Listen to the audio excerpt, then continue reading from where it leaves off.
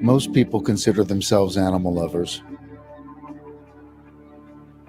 We recognize them not as objects, but as complex beings with whom we share the planet, our lives, our homes.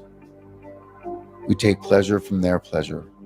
We anguish over their pain, celebrating their intelligence and individuality as we welcome them into our families or revere them in their natural element. The thought of unnecessarily causing them harm or suffering is to many unbearable. So for those who feed, clothe, or entertain us, we choose to follow a narrative that minimizes or altogether eliminates their suffering. The picturesque family farm and the iconic loving farmer. A humane and painless end, a small price happily paid for a life well lived. An arrangement of mutual benefit. Hidden by this narrative, out of sight, out of mind, they cease to be individuals, most known only as livestock, faceless units of production in a system of incomprehensible scale, exempt from the cruelty laws that protect our companion animals. Their suffering, unseen and unheard, their value determined only by their usefulness to humankind, rationalized by a belief in our own superiority and the notion that might equals right, a notion that must be questioned.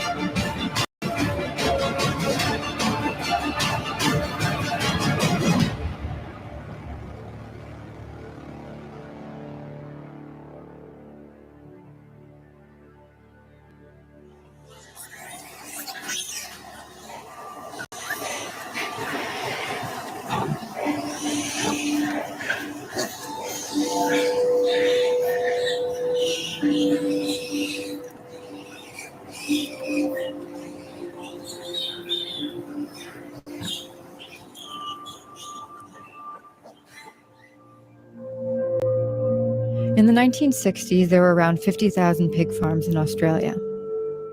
Today, there are less than 1,400, and yet the total number of pigs bred and slaughtered for food has increased. As of 2015, 49 farms housed 60% of the country's total pig population.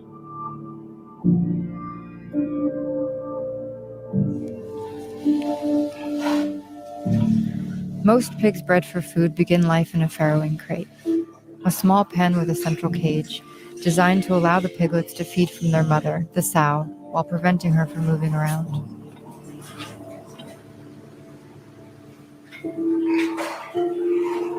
The frequency of stillborn or mummified piglets generally increases with each litter as the sows' bodies become less capable of handling the large litter sizes encouraged by the industry. 10 to 18% of piglets who are born alive won't make it until weaning age, succumbing to disease, starvation, or dehydration, or being accidentally crushed by their trapped mothers.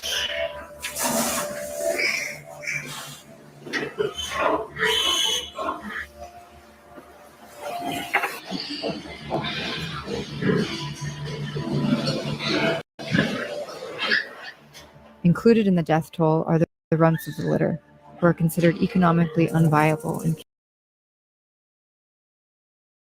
killed by staff.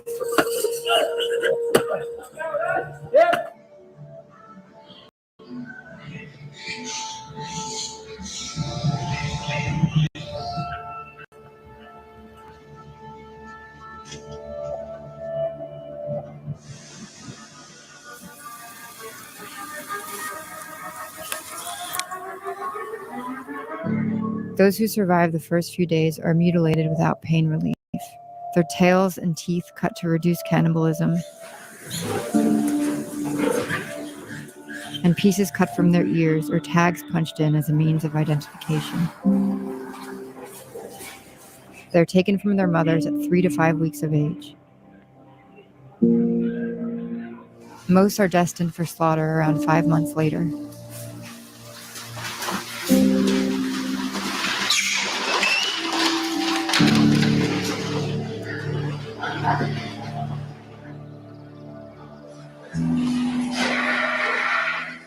As they age, they are moved into grower pens, crowded together in their own waste.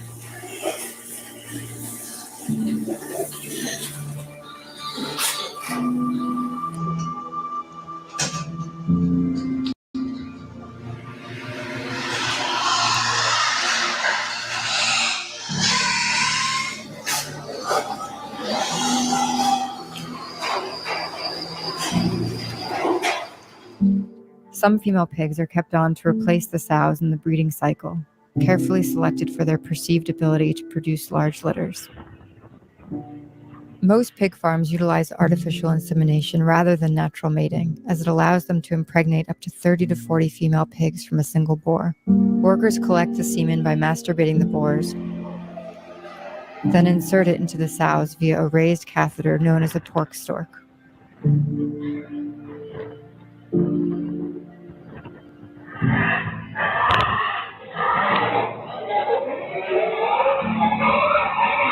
Boars are still physically used to excite the females prior to insemination, but are prevented from actually mating.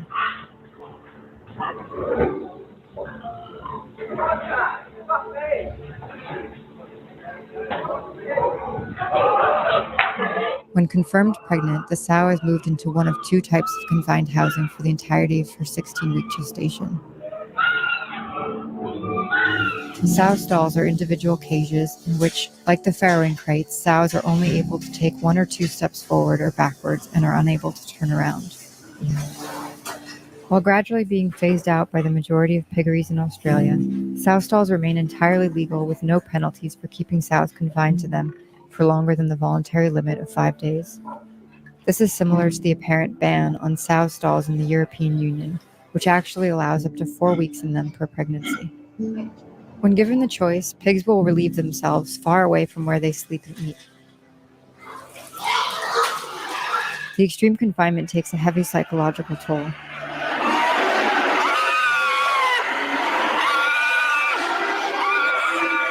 The alternative, group housing, sees pregnant pigs packed into small concrete pens.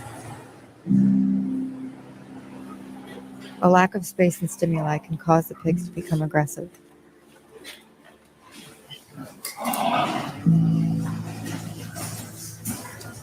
Those who fall into the effluent system through gaps in the flooring are left to starve or drown in the river of waste. A week before they are due to give birth, they're moved into the farrowing crate cages, where they'll remain for the next 4 to 6 weeks. Unable to exercise, the sow's muscles will weaken to the point where she has difficulty standing up or lying down. To minimize muscle wastage, workers will force her to stand up at least once daily.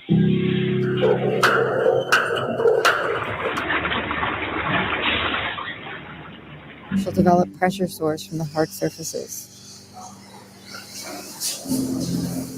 or prolapses and infections from the physical strain of repeated farrowing and poor conditions.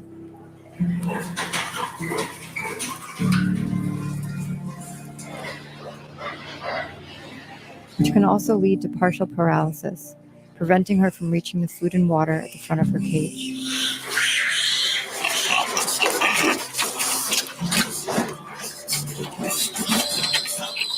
or can even lead to death in the cage.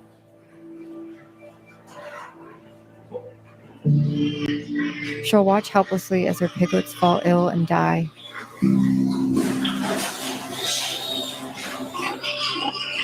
Or get mutilated and abused by workers until they are taken away from her.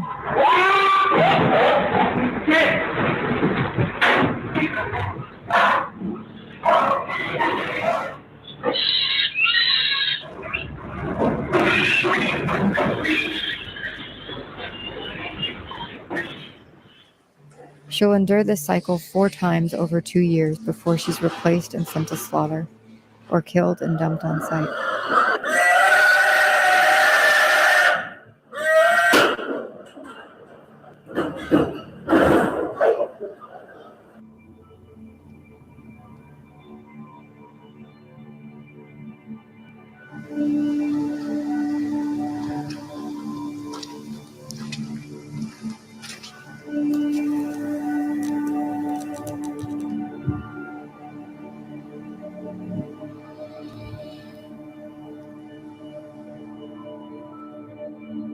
The term bred free range simply means that pigs are born outside in small huts, but then spend the rest of their lives in sheds, facing the same overcrowding, health, and behavioral issues as at any pig farm, whilst being kept knee-deep in their own waste.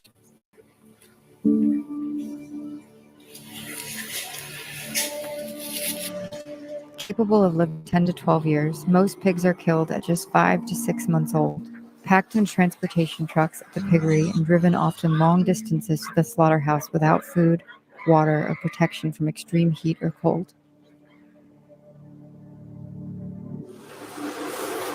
At the slaughterhouse, they'll wait in small concrete or metal holding pens, typically overnight, still without food and with limited or no access to water.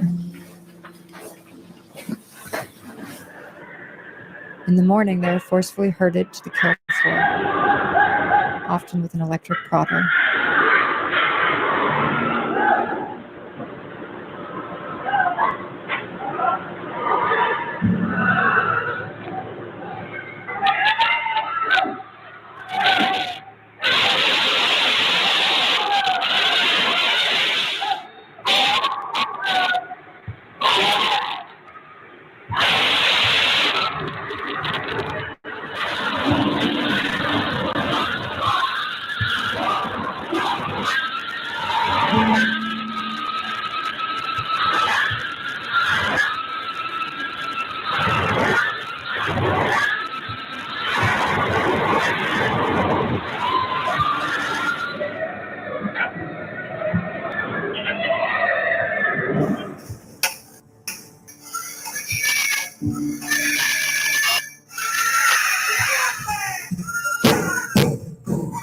The most common method of stunning and killing pigs in Australia, used at all major pig abattoirs, and touted as the most humane and efficient option, is the carbon dioxide gas chamber.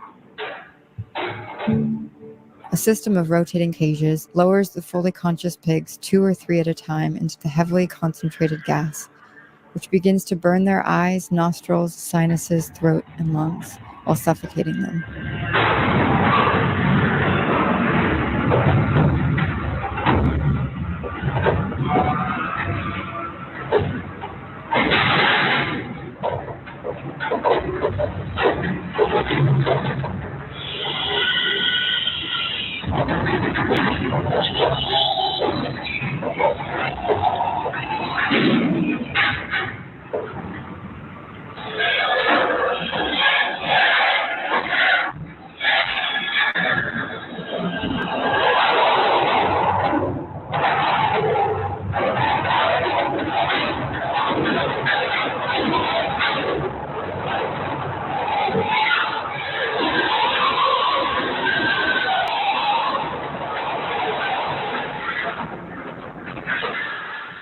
Lower concentrations of carbon dioxide would cause less pain and stress, but would take much longer to render the pigs unconscious, making it economically unviable.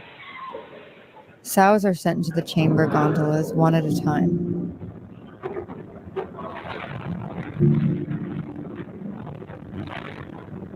Because of their size, the gas is less effective, with some emerging partly conscious, in which case they may also be electrically stunned afterwards.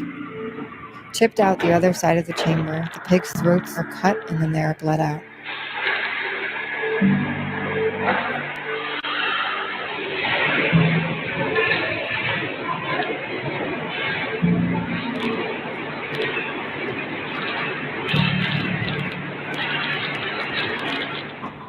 Electrical stunning used at smaller slaughterhouses has a much higher chance of failure.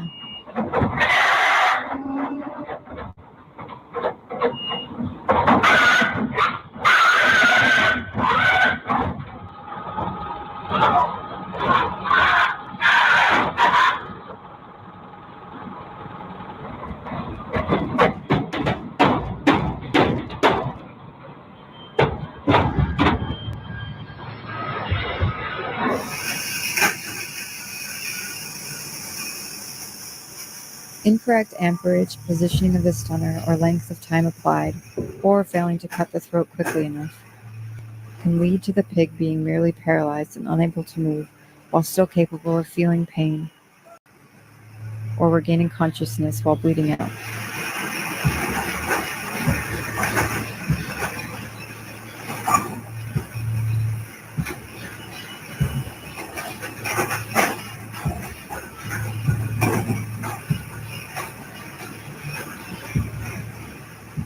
Blinking and rhythmic breathing are strong indicators of consciousness.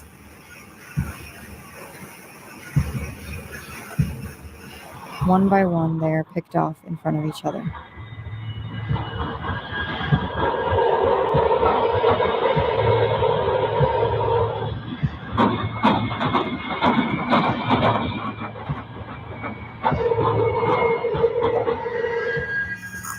Captive bolt pistols are another option used by smaller slaughterhouses.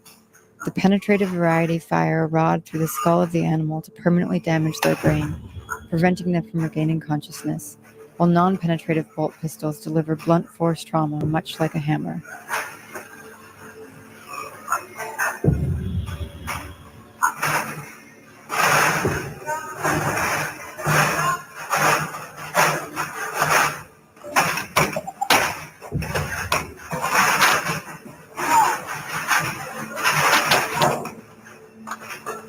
Effective stunning requires the gun to be angled in position at the correct part of the head, which is often difficult if the head is not restrained.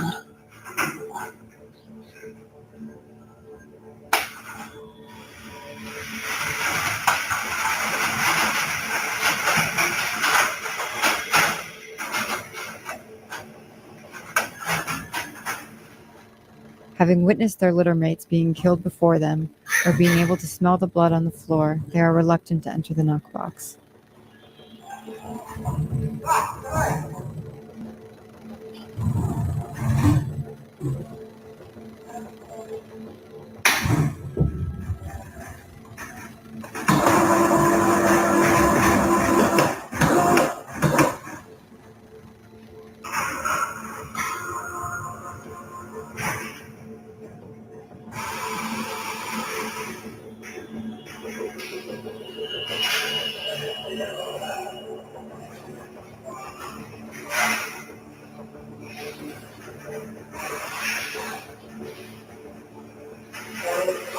The bolt gun is even less effective on larger pigs, like sows.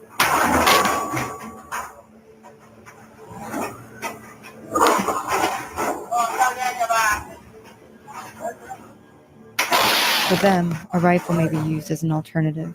In this case, accuracy is even more difficult.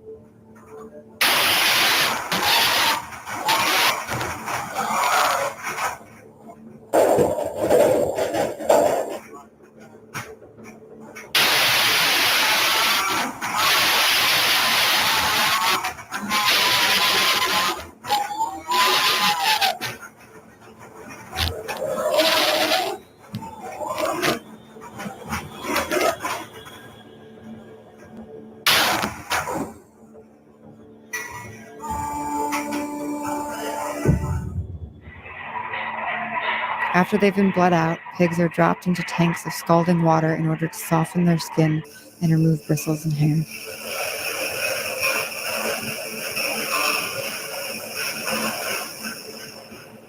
Those who haven't been stunned and killed properly finally die by drowning.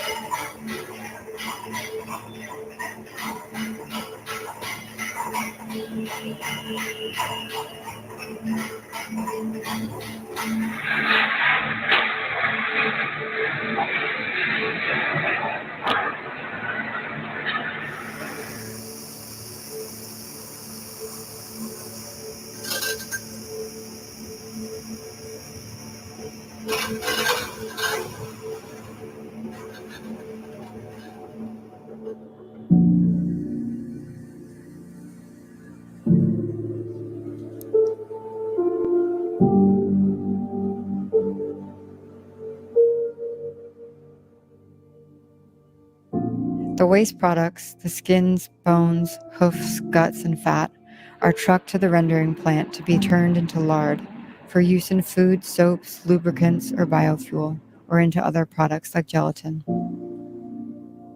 Wild pigs were introduced to Australia with the first fleet, and now occupy around 40% of the country, mainly in Queensland and New South Wales. The practice of pig dogging involves hunters releasing aggressively trained dogs to track, chase, and maul live pigs, keeping them pinned down until the hunters are able to catch up and finish them off with a knife. Get hold of him! Yeah! Woo! Get hold of him! Good boy!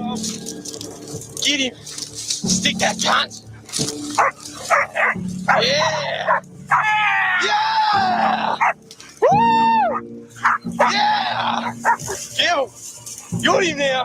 Good dog! Woo! Fuck yeah! Yeah!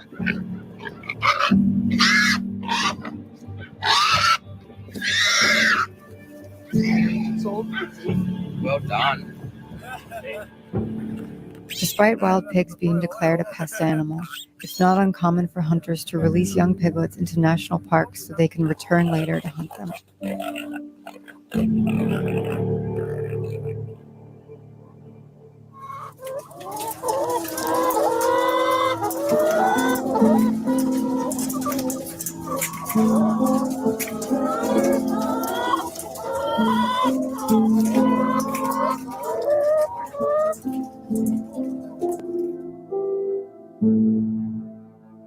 For egg-laying hens, life begins at the hatchery.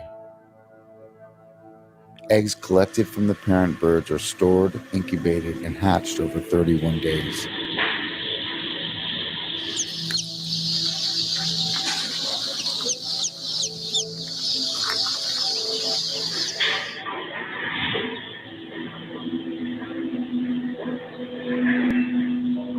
The male and female chicks are sorted onto separate conveyor belts. Here at Australia's largest hatchery, they've been genetically modified to make the males a different color than the females, allowing for quick sorting.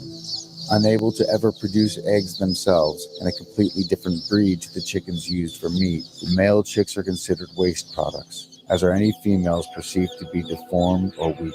They are sorted onto a separate conveyor belt from the healthy females in their first day of life, and sent into an industrial blender called a macerator.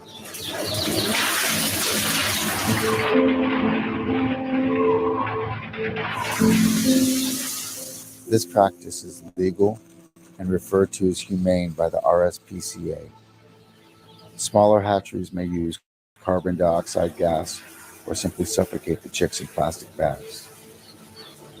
All commercial egg farms, caged, barn-laid, free-range, organic, RSPCA approved, involve the killing of male chicks to a total of roughly 12 million per year in Australia.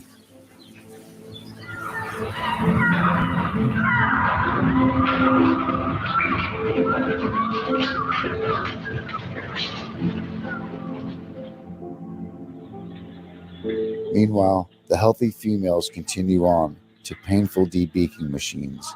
Hens are debeaked to minimize the harm they can do to each other in the confinement of egg farms.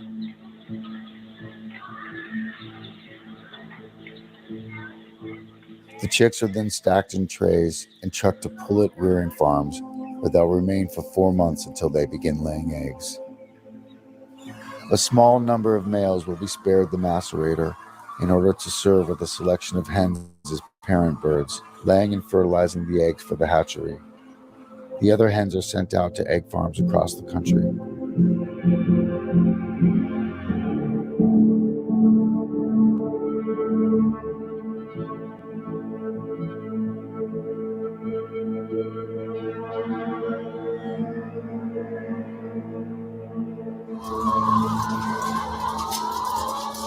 Around 2/3 of the 18 million layer hens at any given time in Australia are housed in battery cages. Each shed can contain up to 100,000 hens with between 4 and 20 per cage, each afforded a space smaller than an A4 sheet of paper.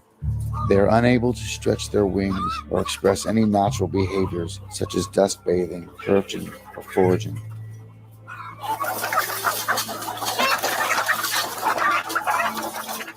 Due to decades of genetic manipulation and selective breeding, they lay an egg almost every day for a total of up to 330 per year, compared to the 10 to 15 that a wild hen would lay. As they age, the poor environment and physical stress of frequent egg laying takes a toll on their health, indicated by the gradual loss of all of their feathers and an increasingly pale comb, suggesting anemia. Deaths inside the cages are common, and due to the size of the facilities can be easily missed for long periods of time, forcing the surviving hens to live on top of the rotting carcasses. Newer cage systems collect the feces onto conveyor belts beneath the cages, while older systems allow it to pile up underneath.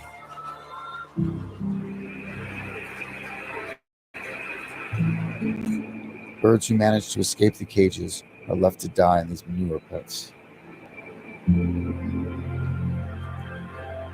At 18 months of age, after living in the cage for over a year, their egg production will have slowed significantly enough to be considered spent.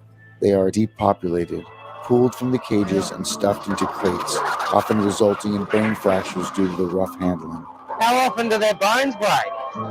Every time I've done one, they're broken. Yeah? Yeah, every single time. Stop your wings and I'll break your other leg. They are either gassed to death and then buried or rendered, or sent to the slaughterhouse and replaced by new 4-month-old hens. Up until 2016, there were no national standards on what can be claimed as free-range eggs. Now, free-range farms are capped at a maximum outdoor density of 10,000 hens per hectare, 1 per square meter, though they still spend most of their time packed together in large sheds.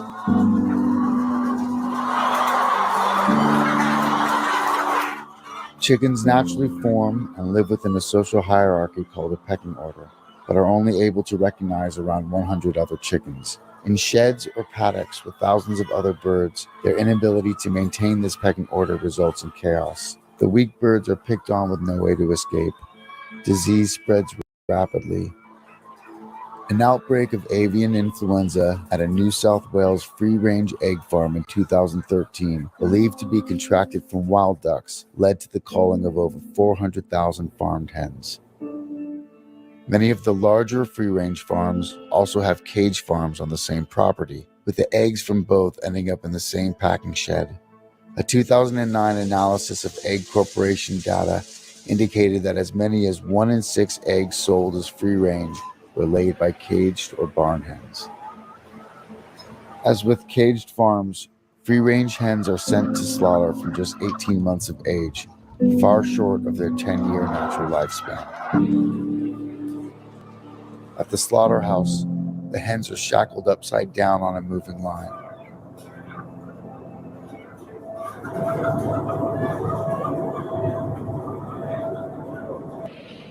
They are lowered into a bath of electrified water to stun them prior to their throats being cut by an automated blade.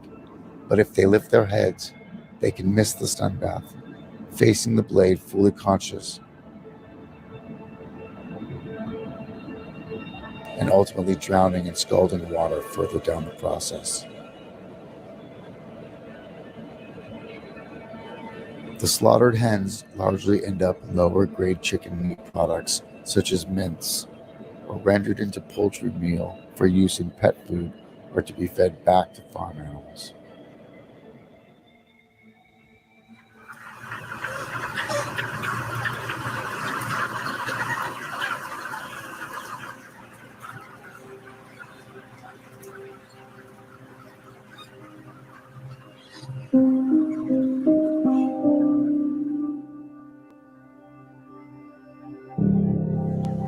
Chickens bred for meat, known as broilers, are a larger breed than egg layers, designed through human intervention to grow rapidly to massive sizes.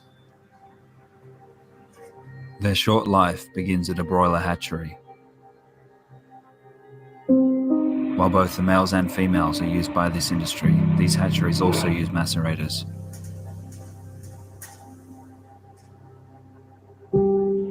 Or gas chambers, for weak or deformed birds who aren't expected to make it to slaughter weight.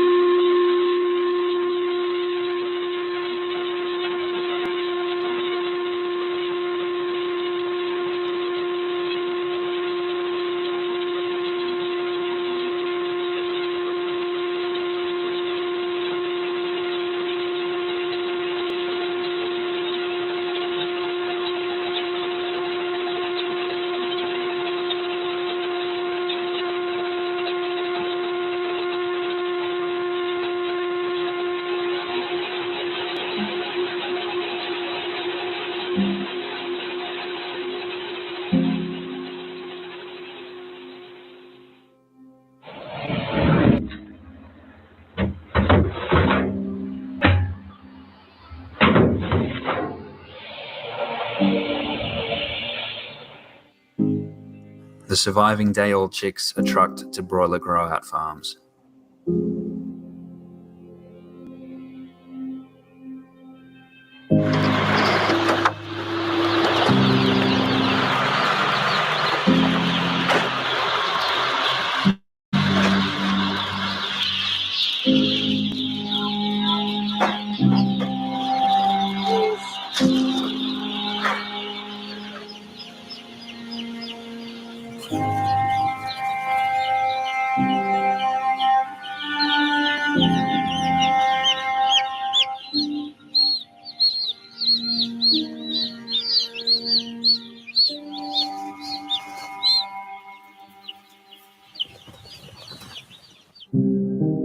As of 2016, there were 530 broiler farms in Australia, together housing at any given time a total population of around 90 million birds. Each shed holds 40 to 60,000. Within their first week of life, a mortality rate of 4 to 6% is normal, equating to 1,600 to 3,600 dead chicks per shed, roughly 200 to 500 daily. The majority of these will have been found dead by workers. Others who seem weak or injured will be killed or tossed out alive.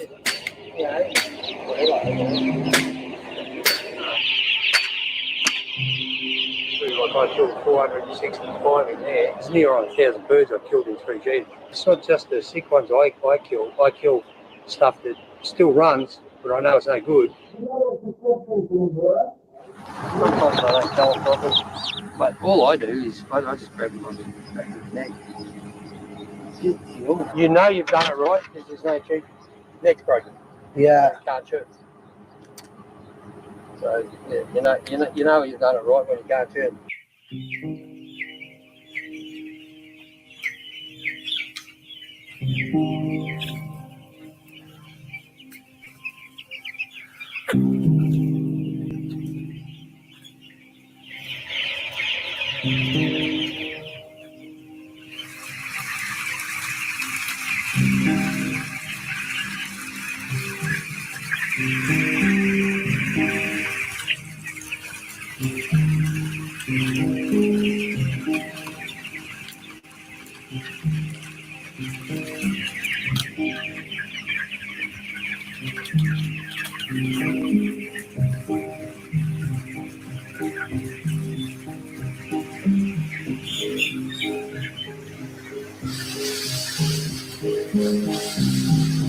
As they grow, they quickly fill out the available space in the shed, living amongst a build-up of their own feces.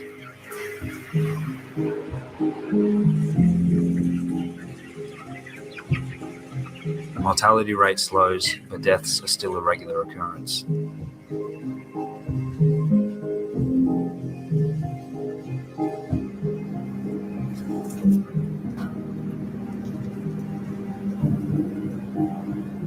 Not far from the sheds, the bodies are piled up and composted.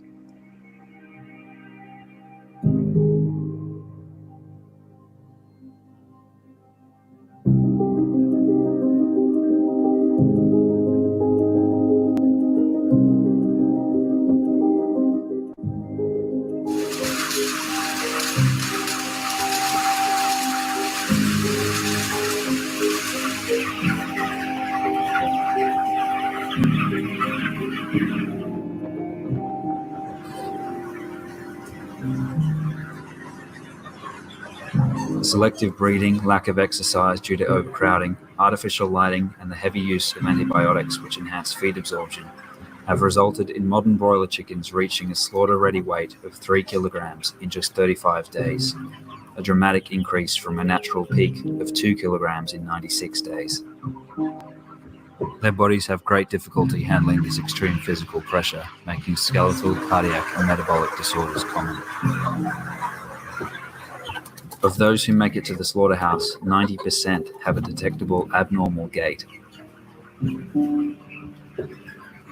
The sheds are not cleaned for the entire 5 to 7 week cycle, causing a high concentration of ammonia, which can irritate and burn their skin and impede their respiratory system.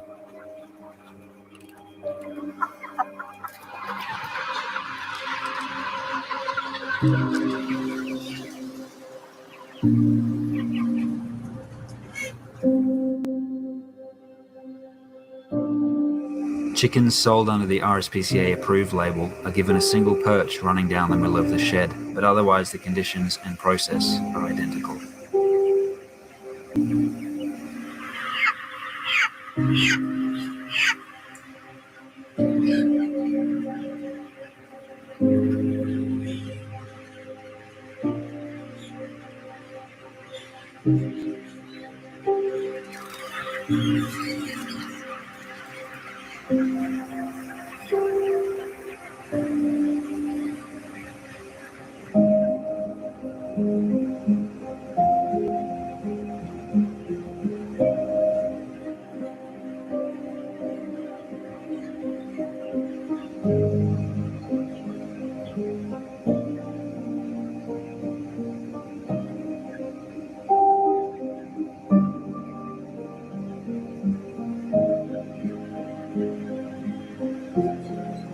Depopulation occurs in low light conditions in the middle of the night, when the birds are calmest and unable to see what's happening. They are typically caught by hand by contract teams and jammed into plastic crates. The crates then forklifted onto trucks for transport to the slaughterhouse.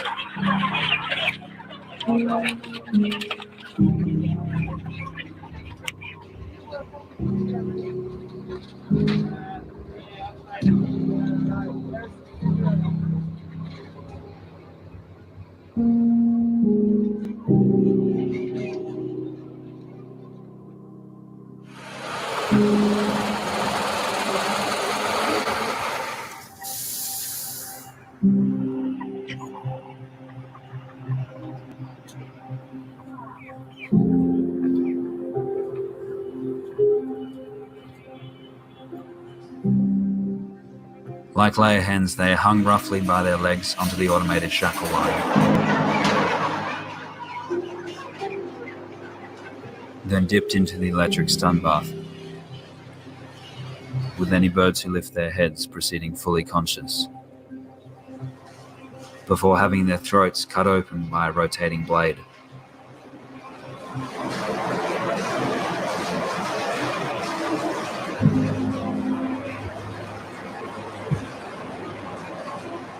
The worker stands by with a knife for any birds who miss the first blade.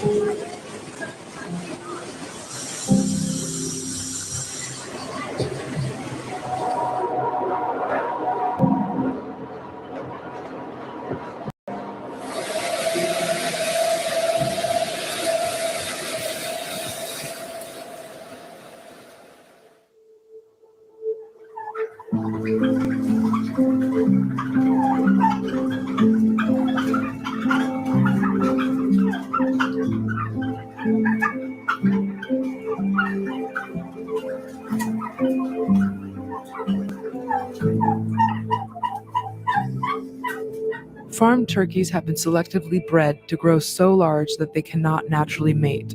So the turkey industry relies on artificial insemination, shown here at a free-range farm in Victoria, though considered standard practice at the small number of Australian turkey hatcheries.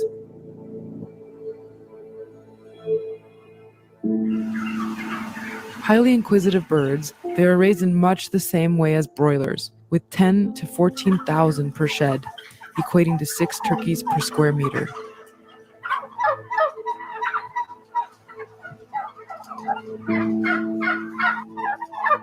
Genetic alterations and artificial lighting to maximize feeding contribute to a growth rate double that of their wild counterparts.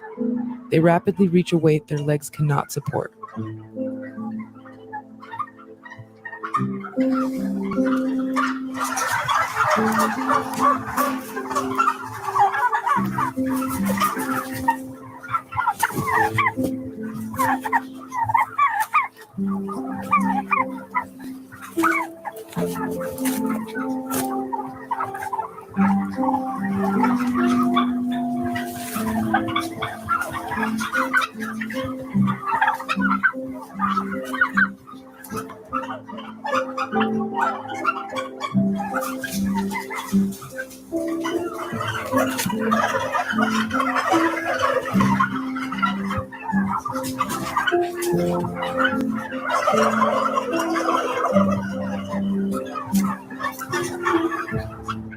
Living in their own waste, wounds can quickly become infected.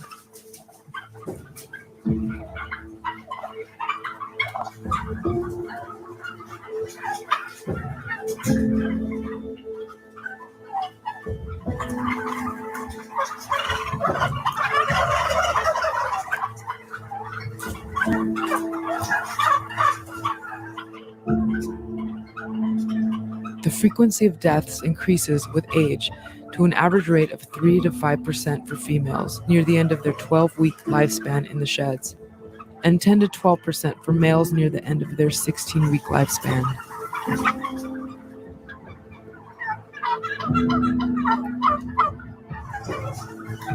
The dead birds are collected and dumped like rubbish.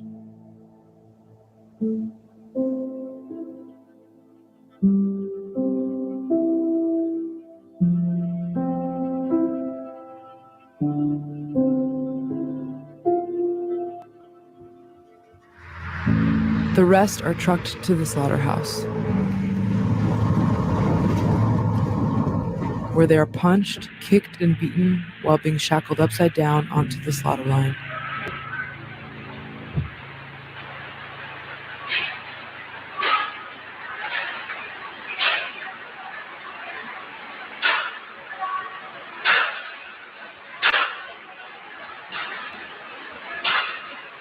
Smaller slaughterhouses may use individual killing cones.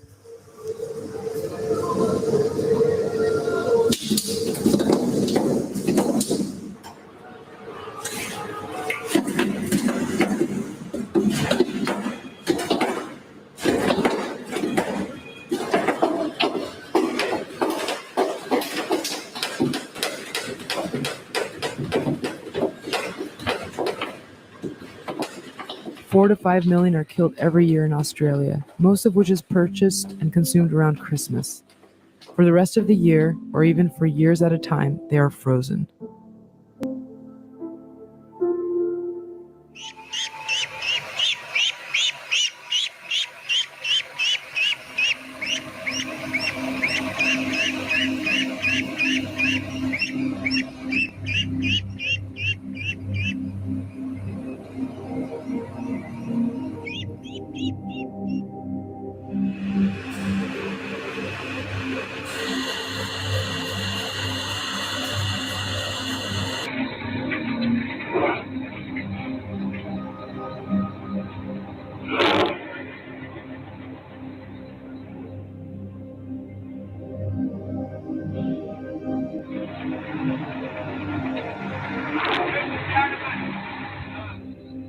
As with broiler chickens, macerators are still used in duck hatcheries for the weak or deformed ducklings who aren't expected to survive the grow-out.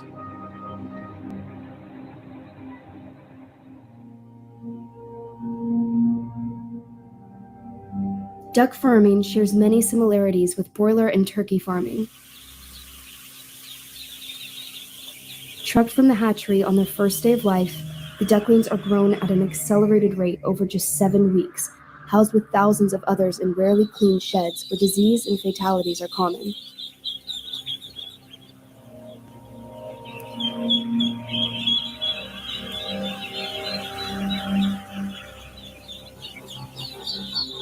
Ducks are aquatic animals, so they naturally have weak leg and thigh joints as they don't normally need to hold their body weight for extended periods of time.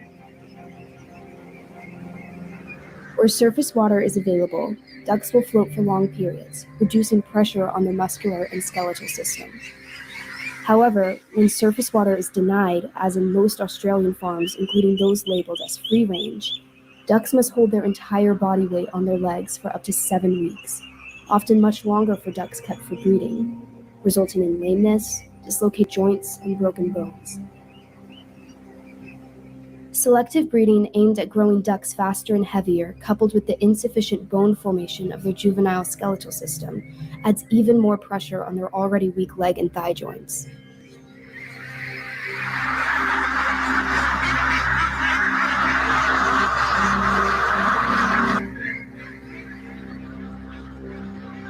Without water for even dipping their heads, ducks are unable to keep their eyes, nostrils, and feathers clean, worsening the risk of disease or blindness.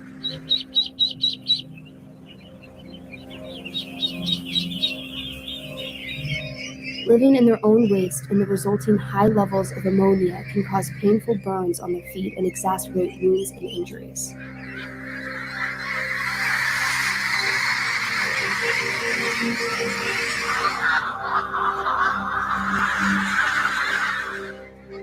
These poor environmental conditions and overcrowding commonly lead to neurological disease, where incoordination and head and neck tremors are followed by paralysis, convulsions, coma, and death.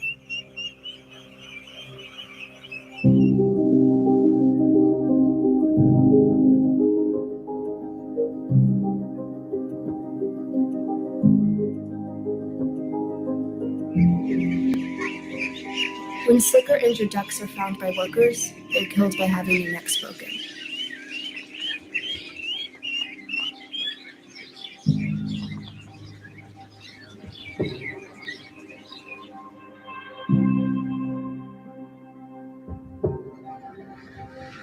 After 49 days, they're collected into crates and forklifted onto trucks to be sent to the slaughterhouse.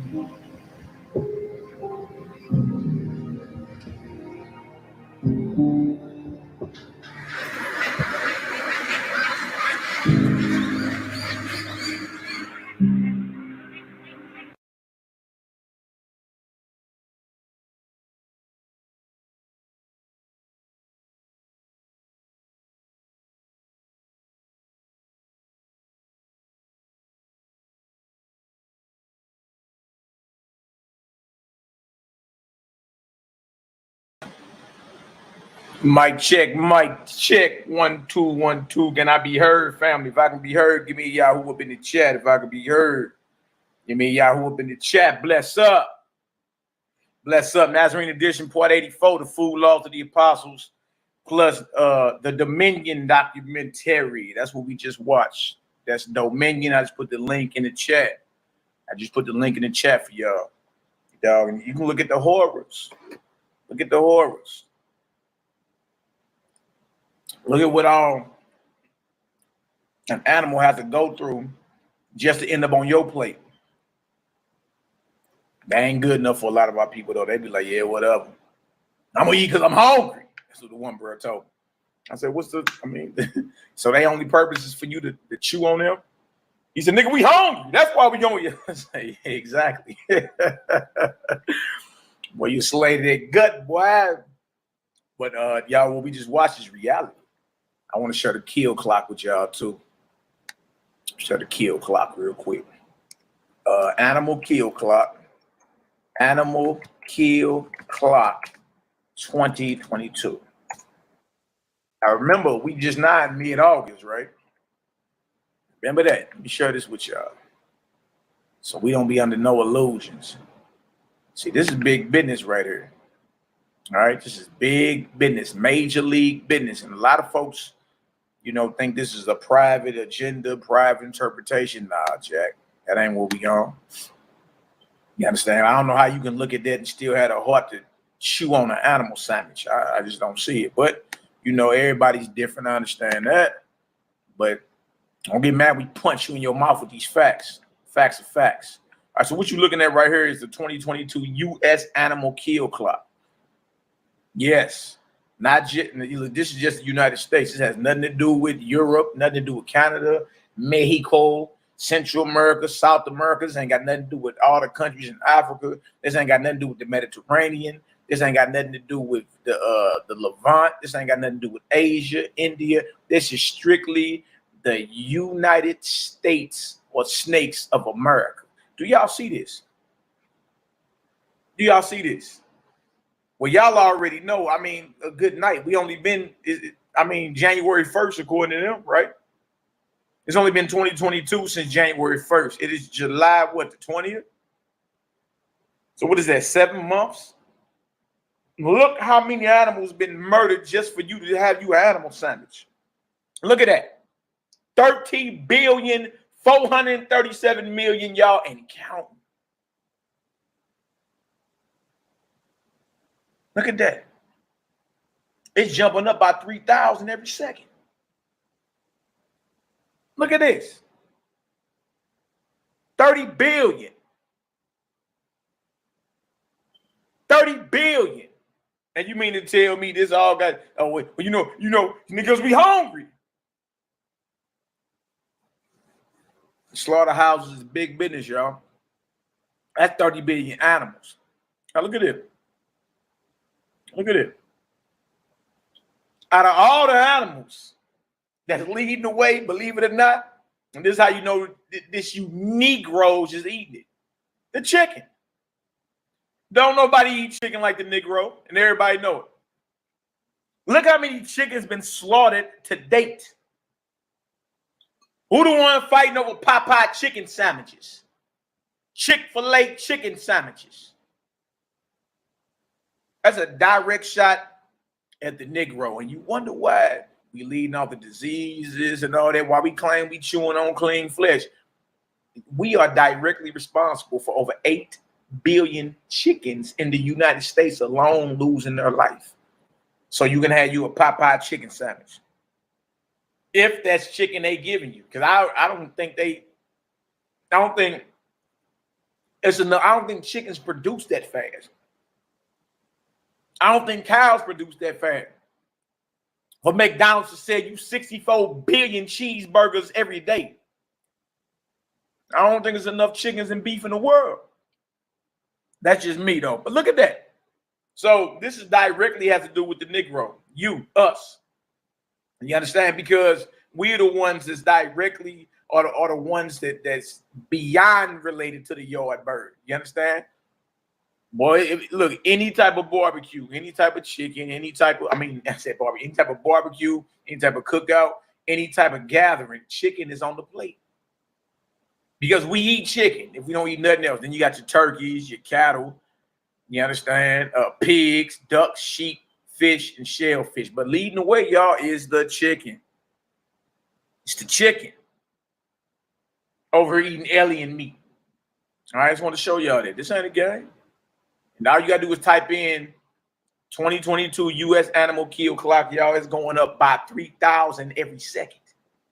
Every few seconds, 3,000 animals are dying so you can chew on them in the U.S. Big business. I want to stop sharing that real quick. Y'all see what that is. All praises. You think I see y'all in the building? Bless up. I see y'all in the building. My dirty South brethren, Yeshaya Ben Israel, Print Blake in the building. Bless up. James Jr., Tillman of Yehuda, Naomi Israel. Bless up. Yahoo.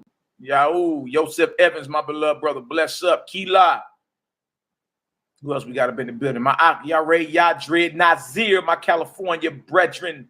Bless up, bless up. I see y'all in the building. Creative Gang in the building. Creative Gang is the family. Creative Gang is the movement. You already know. Praises. My Akshin Mordecai in the building. Bless up. Elisa Edwards, my beloved sister, the wife of my beloved brother Yada El Yon. Bless up. Blessings to the family, y'all. You already know. Seal the elect. Salute, King. What's the word? Hot Roddy Rod in the building. Bless up. Issy Micah. Issy Micah. I thought that was Issy Miyake. I said, you know, I got that. You know what I mean? Oh, good, baby. Yahoo Self, my beloved brother. Bless up, King. What's the word? Brandy Williams, shalom, shalom. What's the word? What's the word? I see y'all in the building. Tifka Netanyahu, my beloved sister, Creative Gang. Anna Nails, what's up, Anna? Eliyahu, Yummy Yahoo. I see y'all in the building. My brother Darius. Darius say 25.9 billion chickens estimated population, right? With an 8 billion slaughter to the date, brother. That's crazy. Or we out here tripping. All right. All right, so look, let's get into some of this. I want to share some things with y'all today. Dig all praises, glory, and honor to the Most High. Let me adjust this camera a little bit. Bless up. All right, so y'all see the topic, right? We on the 84th edition of the Nazarene edition. We're going to get into something. We're going to address the dietary law that a lot of our brothers are stuck on. We're going to address that.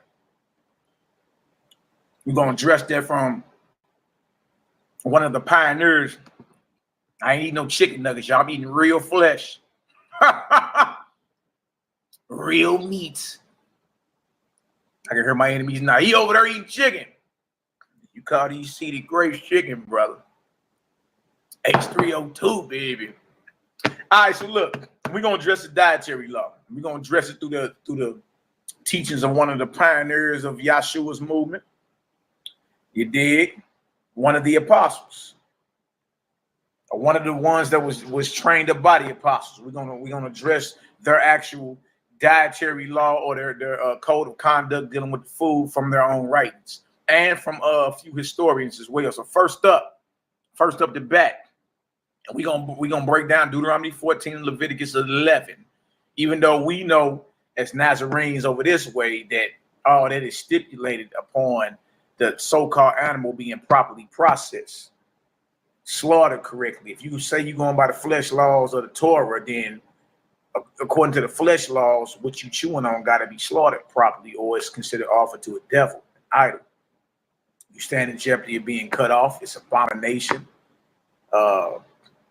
And all type of other stuff, you did, not let alone the sicknesses that it's bringing into the body.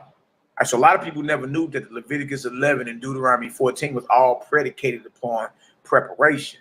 But now we're going to deal with the Deuteronomy 14 and Leviticus 11 from the spiritual meanings of these animals.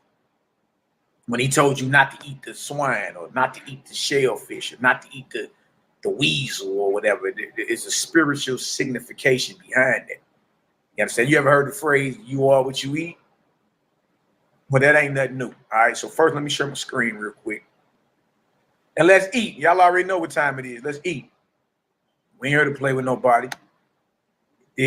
Clip up. You already know. All praises to the Most High for allowing us to come together once again. All right, believe that and know that. I'm doing the entire screen this time. All right, so let's eat. Let me show y'all something. That's all we here. We just here to make our people think, a little taste. That's it. All right, so first we're going to go to y'all the epistle of Barnabas. Matter of fact, before we go here, let me show y'all how authentic Barnabas is. Before we go there, let me stop that. I'm jumping the gun. I'm all amped. Hold on. Let me show y'all something. I can hear the jaw jackers now. And shout out to all the haters, jaw jackers, and naysayers. We love y'all too. I can hear y'all now. Barnabas, that ain't in the Bible. The Bible. I can hear you now. Running your mouth. Flapping out the side of your neck. All right, so let me go show y'all about this Barnabas. All right, and the ancient document that it entails. All right, the epistles of Barnabas can be found in the oldest existing New Testament manuscript on record today, and it's called Codex Sinaiticus. Codex Sinaiticus. All right. Codex Sinaiticus. This is where you find the Epistle of Barnabas at. All right, now remember, the Codex Sinaiticus is the oldest existent New Testament manuscript that you have to date. It's Codex Sinaiticus. All right, now look at this. Codex Sinaiticus is one of the most important books in the world, handwritten well over 1,600 years ago. Okay.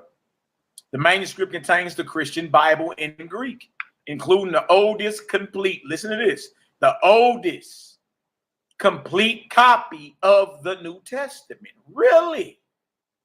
Really? I wonder if this version of the New Testament is the same as the New Testament that's in your Bibles today. I wonder.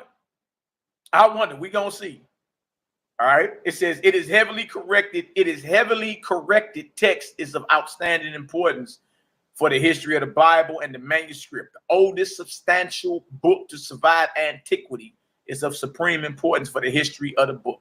And they tell you to find out more about it. Then they got the Codex Sinaiticus project, right? All right. So let me stop that. Let me go to the next one. Let me show y'all this. Let's go look at the list. Let's go look at the order of the list of the books in the New Testament. Codex Sinaiticus. Remember, this is the oldest one. So it's older than the New Testament, the revised, authorized, standardized, canonized, agreed upon New Testament that you have in the Bible today. This right here is old. It's the oldest one you have, Codex Sinaiticus, right? And the reason I'm bringing that up because we're talking about Barnabas, correct?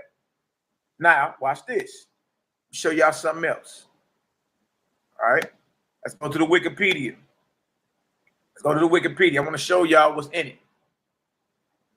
All right, so this is what's all in Codex Sinaiticus. We run around talking about the Bible's infallible, every word from Genesis to Revelation. You forgot poor Barnabas, though.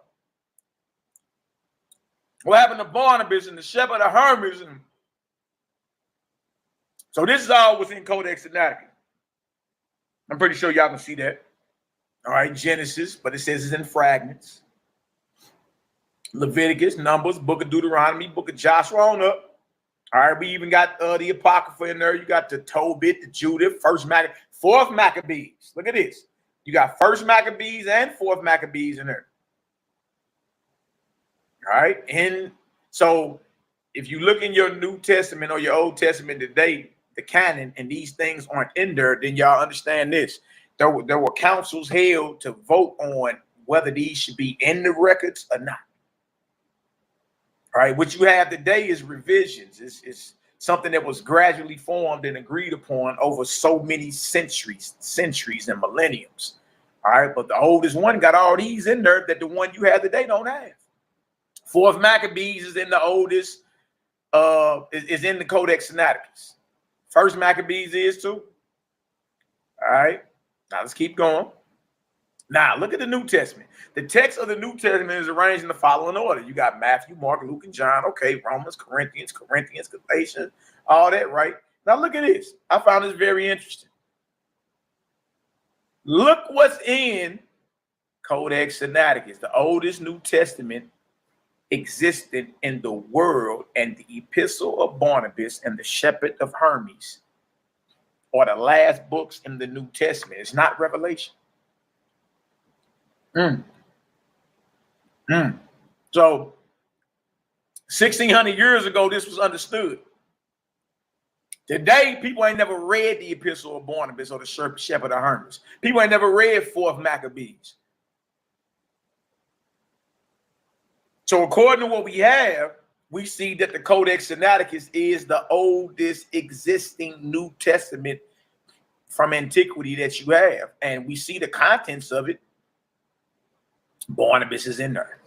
Another apostle or disciple that Paul got into, it was Barnabas. He got into it. Barnabas, Peter, James. We're going to read about these men today. All right. Just want to share that real quick. Show y'all. If you understand that the New Testament you have today is not complete. Because according to the oldest New Testament that's on record, after Revelation, there's Barnabas and the Shepherd of Hermes. If you understand that the New Testament you have today is not the complete New Testament, meaning It was edited and revised, and books were removed out of it. If you understand that, give me a 1 up in the chat. All right. If you don't understand that, throw a 2 out there. All right. Anybody can do this research. Type in Codex Sinaiticus, list of books. Go to the list of books, and you'll see. You'll see that Revelation is not the last book of the Bible or the New Testament. It actually is Shepherd of Hermas, and before Shepherd of Hermas is Barnabas. We gonna get to Barnabas today. I actually read the Shepherd of Hermas. Very, very interesting read. Very. It's in the lost books of the Bible and the forgotten books of Eden. Very, very good read. All right, I see the ones in the building. We all good. So let's get into some of this Barnabas then. All right, let's get into some of that. Glad y'all got some understanding. I see the ones up in the chat. Yeah, the New Testament you have today is not complete. It's not complete. Somebody had to agree. Councils of men came together and agreed what should be considered canon and what need to get up out of there. All right, because if it don't align up with Rome's understanding, if it don't line up with the agenda of Rome, then it's a threat. All right. Peace to the righteous gods and goddesses created gang. Sheila Shalom. Bless up, brother. Bless up. All right. Iris Stevens in the building. My beloved sister. Bless up. Yeah, Tillman. You've read Hermes. The guy out from DC. SEAL Team 12, my beloved brother. Tillman of Yehuda. You remember when he seen that? He seen that giant monster. He seen buildings and all that as well. So the New Testament you had today, y'all, is not what it was even 1,600 years ago. You got extra books that was taken out. One of them is what you call Barnabas. So let's go into Barnabas today since we're talking dietary law of the apostles. Let's go into that. All right. We're addressing Leviticus 11 and Deuteronomy 14. Easy work. Easy work. All right. My brother Fritz Foxwell, my Facebook brother. Bless up, King. How you doing? Right, let's share some of this. Did everybody think we playing games? We got to come on outside with it. All right. Let me show y'all this real quick. Epistles of Barnabas. All right. Let's get into it. Show y'all some of that. I know certain people going to be pissed, but they be all right. All right. So that right there show you we dealing with the Epistles of Barnabas. All right. In fact, here, let me drop the thumbnail on the side. We had that. We go major on you real quick. Why? This is what we dealing with. Epistle of Barnabas. Jeff M. Dixon, bless up, bro. How you be? All right, so this is what we dealing with today, right? Now, this is interesting to know because Barnabas is one of the pioneers of the movement. That's the book cover. I know some of y'all caught up in images. I don't deal with the images, but we want to deal with the information. So let me show y'all this real quick. Give me a second.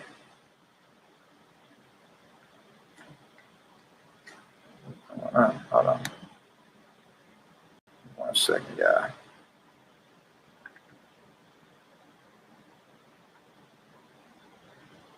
Right here. All right, so this is chapter 10 in the Barnabas, in the Codex Sinaiticus, which is the oldest New Testament in the Bible, or period, that they have in the world, is Codex Sinaiticus.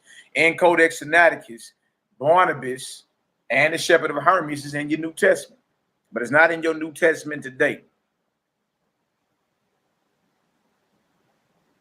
All right, now watch that.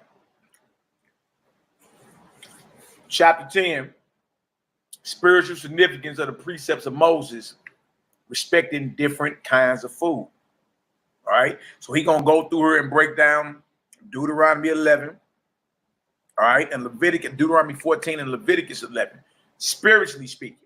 All right, spiritual significance of the precepts of Moses respecting different kinds of food. Now, wherefore did Moses say, thou shalt not eat the swine, nor the eagle, nor the hawk, nor the raven, nor any fish which is not possessed of scales.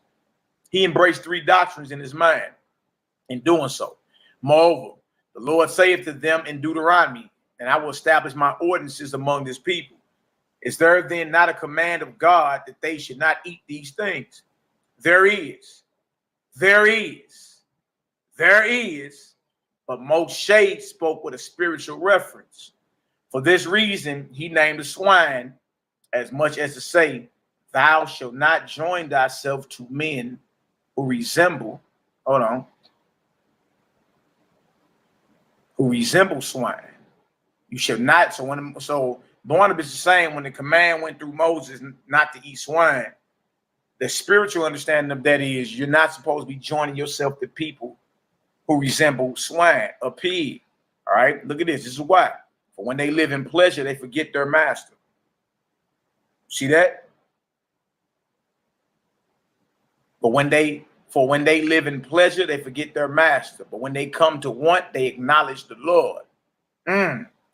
See that? So you don't want to take on the spirit of a pig, because when it's all good, you can care less about the Creator, less about his blessings. And we know that as a people.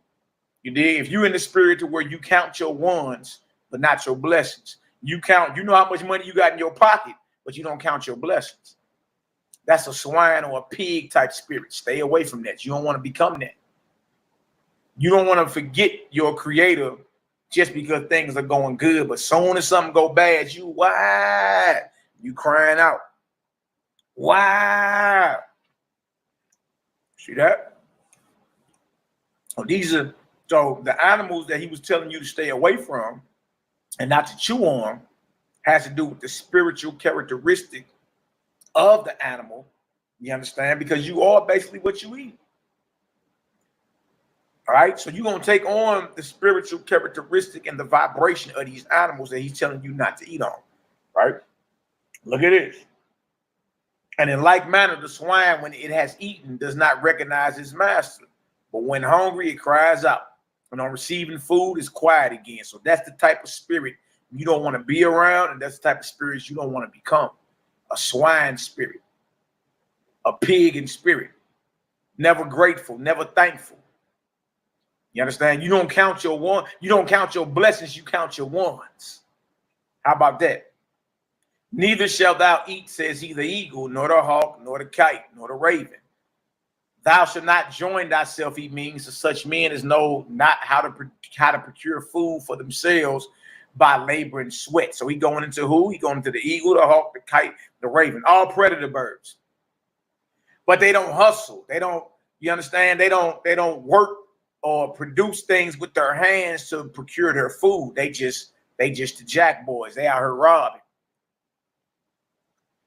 Well, spiritually speaking, you don't want to become an eagle, a hawk, a kite, or a raven. All those are predatory birds, predators who don't labor and sweat to produce food. You understand? They just sit back and wait for a victim, and guess what? Pounce on the victim. It's no different than jack boys today. This is why he's telling you not to eat the swine. This is why he's telling you not to eat the vultures and the predator birds. This is why. Thou shalt not join thyself, means to such men as know not how to procure food for themselves by labor and sweat, but seize on that of others in their iniquity. And although wearing an aspect of simplicity, are on the watch to plunder others. So that whole spirit of being a jack boy, that got to go. That got to go. That lines up in spirit of being a predator or a scavenger, a savage. You understand? That lines up in that spirit. Right? And we do that today. We like what we say. We compare ourselves to animals. I'm a beast in the streets. Animals. No, I'm a dog. I'm a dog. I'm a dog. I'm a dog. That's all we do. Because we're magnifying this beastly nature, self, Satan. You dig? Not realizing the Creator gave you these to understand spiritually what was being said. So you can apply that to your life and affect righteous change. This ain't got nothing to do with it being finger licking good. You understand? This ain't got nothing to do with that. Now watch this.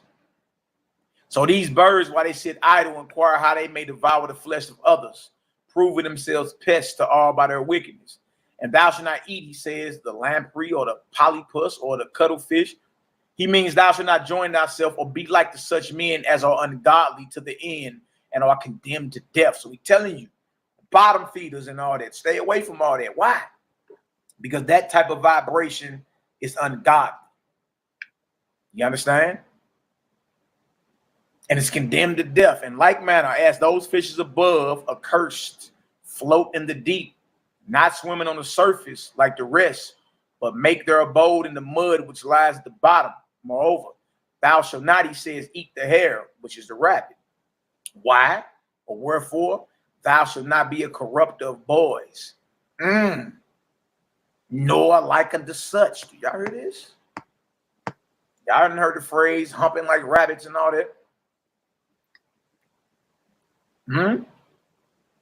It's telling you that the rabbit has no sexual discretion or discernment. She's whatever. So he's telling you about the rabbit. He's telling you about the bottom feeders. All right. He's telling you about the predators. He's telling you about the swine and all the spiritual significance, you understand, that they display and how that applies to men and women today. He's telling you not to eat these type of animals or chew on these animal sandwiches for this reason, because these are the type of spirits that you take on. You take on those type of spirits. All right, now watch this. Thou shalt not be a corrupter of boys, nor like unto such, because the hair multiplies year by year, the places of its conception. Because the hair multiplies year by year, the places of its conception, meaning it's having sex wherever. It's conceiving wherever, right? It's just not like it's in one spot, you know, conceiving and all that. No, rabbits get it on wherever. For as many years as it lives, so many it has. Moreover, thou shalt not eat the hyena. He means thou shalt not be an adulterer, nor a corrupter, nor be like, nor be like to them that are such. Wherefore, because that animal annually changes its sex. Wow. And is at one time male and at another time females. So he's telling you to stay away from the hyena and all that, because it's a lot of transgenderisms going on. They can play the male and they can play the female. Wow. See, there are spiritual significance behind what to eat and what not to eat. All right. As we keep reading, you're going to see, y'all, this was never about physical food. This was never about you chewing on animal sandwiches. It was never about that. All right, watch this. Moreover, we in the Epistles of Barnabas, chapter 10, for y'all that is just now joining us, which was found in the oldest New Testament in existence, which is called Codex Sinaiticus. Revelations is not the last book of your Bible. It is today. You understand? That was agreed upon today, but a couple hundred years ago, it wasn't. All right. Moreover, he has rightly detested the weasel, for he means thou shalt not be like to those whom we hear of as committing wickedness with the mouth. Look at this. On account of their uncleanness. Nor shalt thou be joined to those impure women who commit iniquity with the mouth. Wow.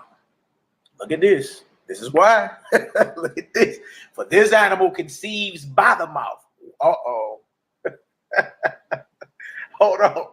The weasel conceives by the mouth. It is compared impure women who commit iniquity with their mouth with the weasel. And the weasel conceives through the mouth. Moses then issued 3 doctrines concerning meats with a spiritual significance. But they received them according to fleshly desire, as if he had merely spoken of literal meats. Do y'all see this? Said our people took Deuteronomy 14 and Leviticus 11 literal. This is what Barnabas is teaching. Our people took that literal. He ain't talking about literal meats. He's talking about the characteristics of these animals, and you can compare that to men. Or the characteristics of men and women, you compare that to animals that he told you to stay away from. All right, if you understand so far what Barnabas is saying, give me a 4 up in the chat. We ain't trying to lose nobody. Bless up. Bless up. It's all love over here. Believe that, know that. Shout out to the haters, jaw jackers, and naysayers. We love y'all too. Clip up. To all the haters, y'all fingers ain't broke. Y'all been called to the flow and ain't none of y'all showed up. None. Damn shame, boy. Boy, you got Israelites all over the world and don't nobody want to show up, catch no fade. This ain't got nothing to do with you chewing on animal sandwich. This ain't got nothing to do with you chewing on loin meat. The loin, the tender loin. Y'all are chewing on loin meat. We all know what loins are, don't we? You know what a loin is? Boy. So he said right here, as if he had merely, he said, but they received them according to fleshly desires. All right, I'm going to go back up a little bit. Moses then issued 3 doctrines concerning meats with a spiritual significance. Spiritual. But they received them according to fleshly desire, as if he had merely spoken of literal meats. People carnal-minded. Now, I find this quite ironic. This is the same Barnabas Paul got into it with. Same Barnabas. All right. David, however, comprehends the knowledge of the 3 doctrines and speaks in like manner. Look at this. Yeah, Chris Jackson. Yeah. We've been reading, Israel been reading the whole dietary law from a fleshly standpoint, through a fleshly lens. When it was all spiritual. He was showing you not to deal with certain types of men. And the proof of that is Acts the 10th chapter. When all the animals came down on the sheets and Peter was like, I'm not about to eat that. I ain't never ate nothing unclean, ever. And as you keep reading, you'll see that the animals represent men, the characteristics of men and women. So Acts the 10th chapter is backing up what Barnabas is saying. That wasn't for you to be slaying animals like we just watched on the Dominion documentary.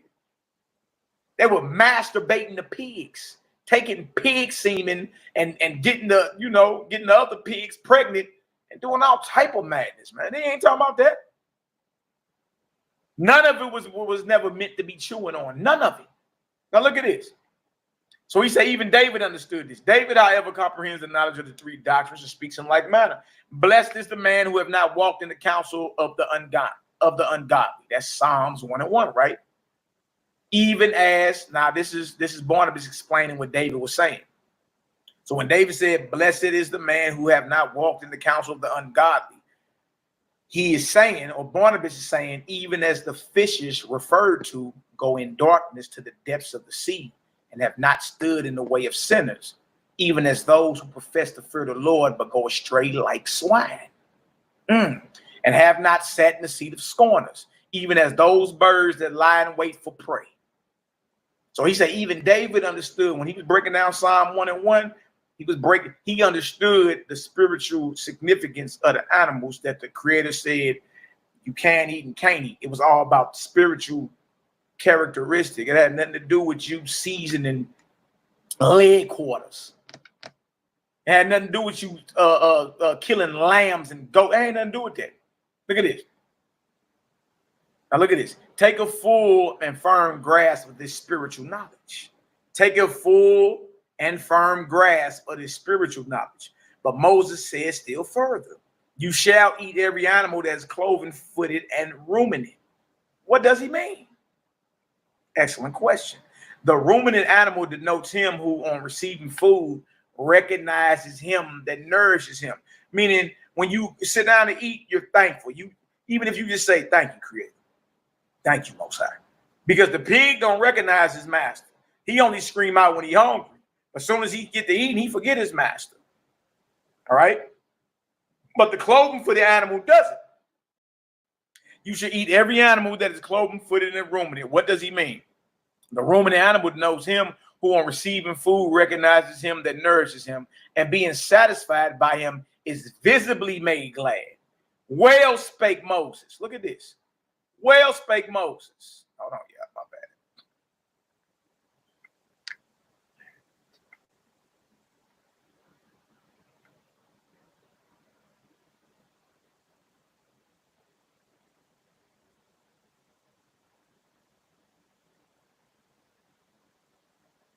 Here's it right here. Well spake Moses' commandment. What then does he mean? That we ought to join ourselves. So when it says in there, you can eat these type of animals, it's not physically telling you to go fillet their back and make you a sandwich or something like that. This is what it simply means. What then does he mean? That we ought to join ourselves to those that fear the Creator, those who meditate in their heart on the commandment which they have received, those who both utter the judgments of the Creator and observe them, those who know that meditation is a work of gladness and who ruminate upon the word of the Most High. But what means the cloven footed? That the righteous man, look at this, y'all. This is what it means. That the righteous man who also walks in this world, yet looks forward to the holy state to come. So cloven, the split hoof or the cloven footed represents the split hoof or the cloven footed animal, right? Remember, these are characteristics of men that you are to join yourself to. It says that the righteous man also walks in this world, yet looks forward to the holy state to come. Behold how well Moses legislated. But how was it possible for them to understand or comprehend these things? We then, remember Barnabas is a disciple. You understand? And Barnabas is one of the pioneers. So when he say we, he talking about the apostles and disciples, right? We then, rightly understanding his commandments, explain them as the Most High intended. For this purpose, he circumcised our ears and our hearts, that we might understand these things. Barnabas saying this is being explained how the Most High intended it to be explained. That's what he says. All right. He said we didn't have, and the master who we learned from circumcised our hearts and our minds. All right. So if you understand so far, give me a 5 up in the chat. Deuteronomy 14, Leviticus 11, according to the oldest New Testament that you have, was never about chewing on animal sandwiches. It never was. All right. I know a lot of people don't like that, but you know, we got to keep it all the way real with you. All right. Now, let me bring something else out too, because I said something on the brothers podcast, Scorn Black Man podcast. Shout out to them brothers, and brothers interviewed me not that long ago. Matter of fact, last week, I said I wanted to show y'all something about 2 Peter. All right. We're about to go right here real quick. Got that for y'all. About to go into the not seen and post not seen fathers.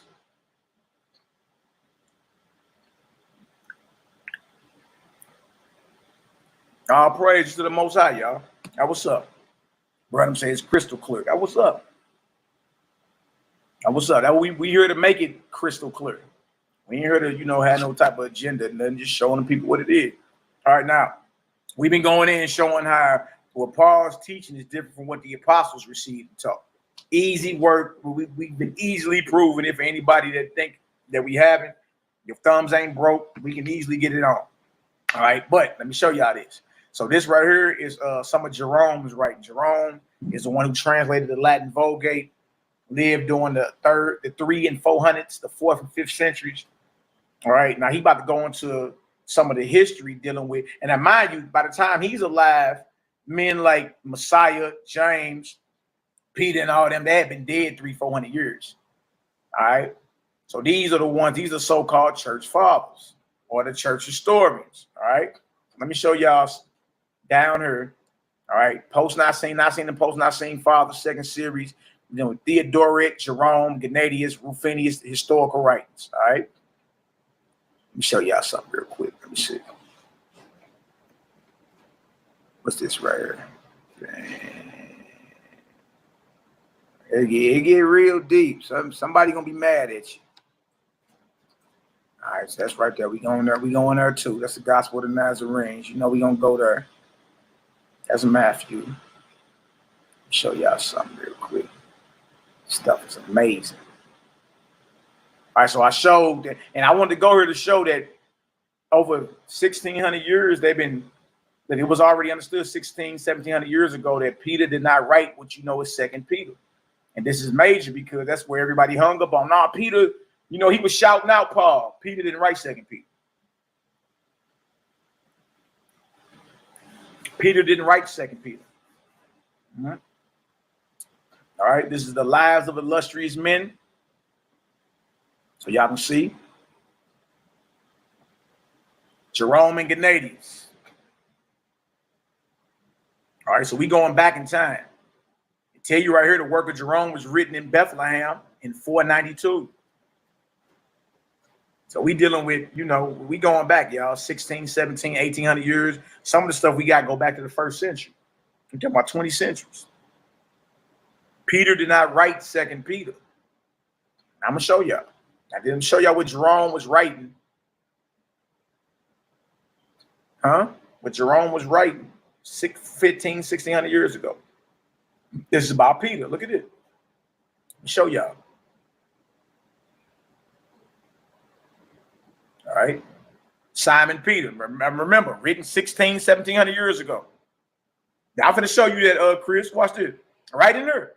It says, Simon Peter, the son of John, from the village of Bethsaida in the province of Galilee, brother of Andrew, the apostle, and himself chief of the apostles, after having been bishop of the church of Antioch and having preached to the dispersion, the believers in circumcision in Pontus, Galatia, Cappadocia, Asia, Bithynia, pushed on to Rome in the 2nd year of Claudius to overthrow Simon Magus. Now, that's solid because we got Nazarene Acts, and Peter is banging against Simon Magus.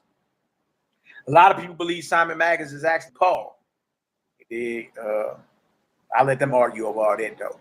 But look, to overthrow Simon Magus and held the sacerdotal chair here for 25 years until the last. That is the 14th year of Nero. At his hands, he received the crown of martyrdom, being nailed to the cross with his head toward the ground and his feet raised on high. So you ever heard the tradition that Peter was crucified upside down?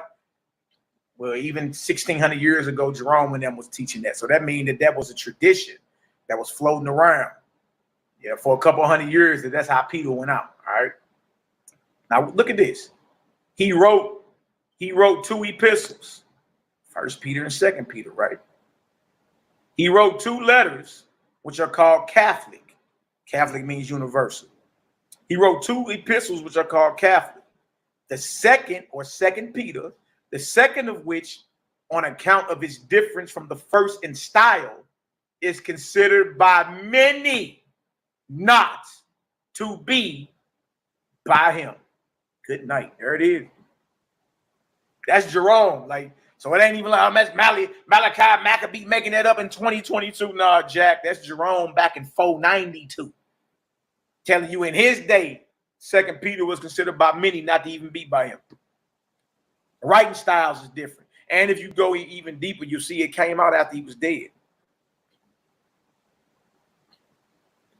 I mean, right. He never mentioned Simon Magus, right? Cornell Davis. But he do mention, guess who he mentions, though? He mentions he got a problem with Peter, James, Barnabas, all them. All them. Yeah, that's Jerome in 492. Telling you, in his day, everybody, look, many people believe 2 Peter wasn't even Peter's because the writing style is different. You dig? Look at this.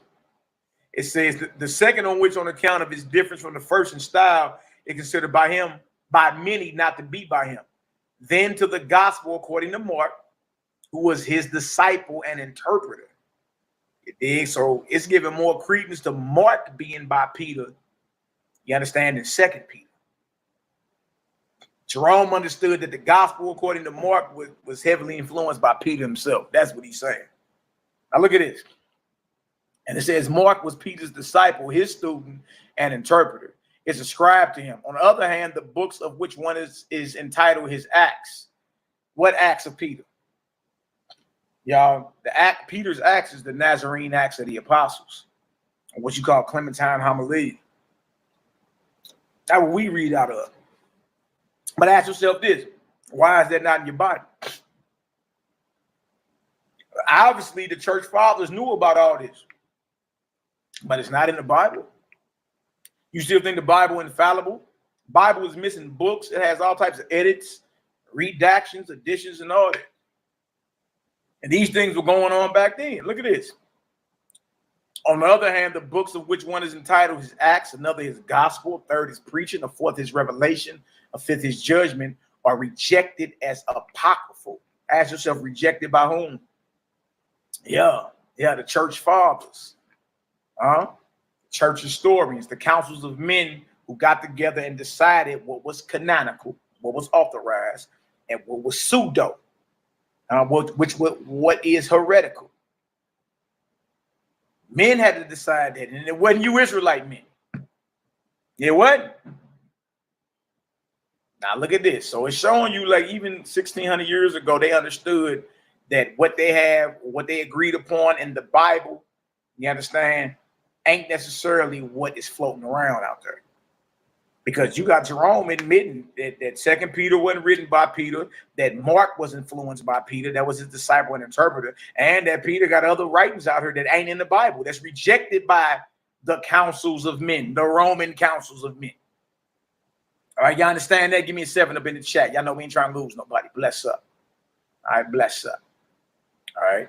So it says Peter is buried at Rome in the Vatican near the triumphal way. He is venerated by the whole world. Let's go on to James. James, we talk a lot about James, the Messiah's brother. Easy work. Easy work. Shout out to all the haters, job jackers, and naysayers. We love y'all too. I heard somebody said they was blocked. Somebody blind. No, should nobody be blocking them out? Hold on, let me see something. Yeah, shalom, shalom. I don't know why you blocked. I ain't never had no problem with you. I can go through and see. Maybe it was an accident or something by the moderators and nothing. But last I checked, we all good. I ain't never had NAM problem with you at all. So after I get done with my live, I'm gonna go check the block list. Maybe it was an accident. You know, sometimes that happens. Bless up. All right, right here. James. All right. This is Jerome writing in 492 about the great men of the movement. All right. The great men of the movement. Now watch this. James, who was called the brother of the Lord or brother of the Messiah. Yahshua. Okay. Look at this. James, who's called the brother of the Messiah, surnamed the Just, son of Joseph by another wife. Now, this is what Jerome, this is where you get this from. The whole tradition that when Joseph and Mary got together, Joseph already had a gang of children. You understand? Like that's from Jerome. When you get into the Nazarene literature, it don't say that. It don't say that. It was 7 children born to that union. All right, that's a whole nother topic.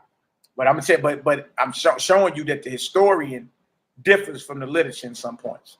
All right, it says the son of Joseph by another wife, as some think, but as appears to me, the son of Mary, sister of the mother of our Lord. Which again, that don't make sense. When you get in the Robert Eisenman book, he break that down. So you mean to tell me the Messiah's mother, Mary, had a sister named Mary, married to a man named Cleophas, and there also was a Mary Magdalene. Like there's a lot of overwriting going on. All right. Meanwhile, when you look at the list of his brothers and all that, in Matthew 13 and Mark chapter 6, James is in there. Simeon is in there. Judah or Jude is in there. You see that? Now watch this. Of whom John makes mention in his book. After our Messiah's passion, at once ordained by the apostles, Bishop of Jerusalem, exactly, wrote a single epistle, which is reckoned among the 7 universal or Catholic epistles. And even this is claimed by some to have been published by someone else under his name, and gradually, as time went on, to have gained authority. So even in Jerome's day, he like, look, the book of James you got in the Bible, he like, a lot of people don't even think James wrote that. These things were being discussed back then, y'all. And today you ready to hang somebody from the Gateway Arch for selling, for sharing information with you. But y'all, these arguments been going on 1,500 years, 1,600 years, 2,000 years. What is you mad at us for? Hegesippus, who lived during the end of the 1st century and 2nd century, and beginning of the 2nd century. Hegesippus, actually Hegesippus' name is Hegesippus the Nazarene. Hegesippus, who lived near the apostolic age in the 5th book of his commentaries, writing of James, says after the apostles, James, the brother of the Messiah, surnamed the Just, was made head of the church at Jerusalem. Many indeed are called James or Yaakov. This one was holy from his mama's womb. He drank neither wine nor strong drink, ate no flesh. Yeah, Ananias, that's King James. Yeah. Yeah, he wrote a book on demonology, the study of demons. And he ain't in there praising demons and nothing. He acknowledging the existence of dark spirits. And his book basically was published to go at those who were saying there was no such thing as dark spirits. Yeah, King James has a book named Demonology. It means the study of demons, but it ain't about worshiping demons and nothing like that. It's to prove that there are dark spirits and forces because his enemies didn't think so. Matter of fact, I read the book as well. But look at this. It says James, and this was understood back in 492. James, look at this. Drank neither wine nor strong drink. Ate no flesh. Never shaved. So that means the brother was locked up. He had them locks. He wasn't chewing on animals. He wasn't even drinking hard liquor or wine. So this is understood through history. So this is the leader of Yeshua's movement. So when he tell Paul, hey, teach to abstain from meats offered to idols, you can understand where he's coming from. Because this man was dedicated or a Nazarite from his mama's womb, never ate none of that. Never drank none of that. You see that? He drank neither wine nor strong drink, ate no flesh, neither shaved or anointed himself with ointment or bathed. You dig? I mean, they wasn't into like all the hot showers. I mean, they used to take cold baths real quick and get out of there. All right. So this right here goes into it.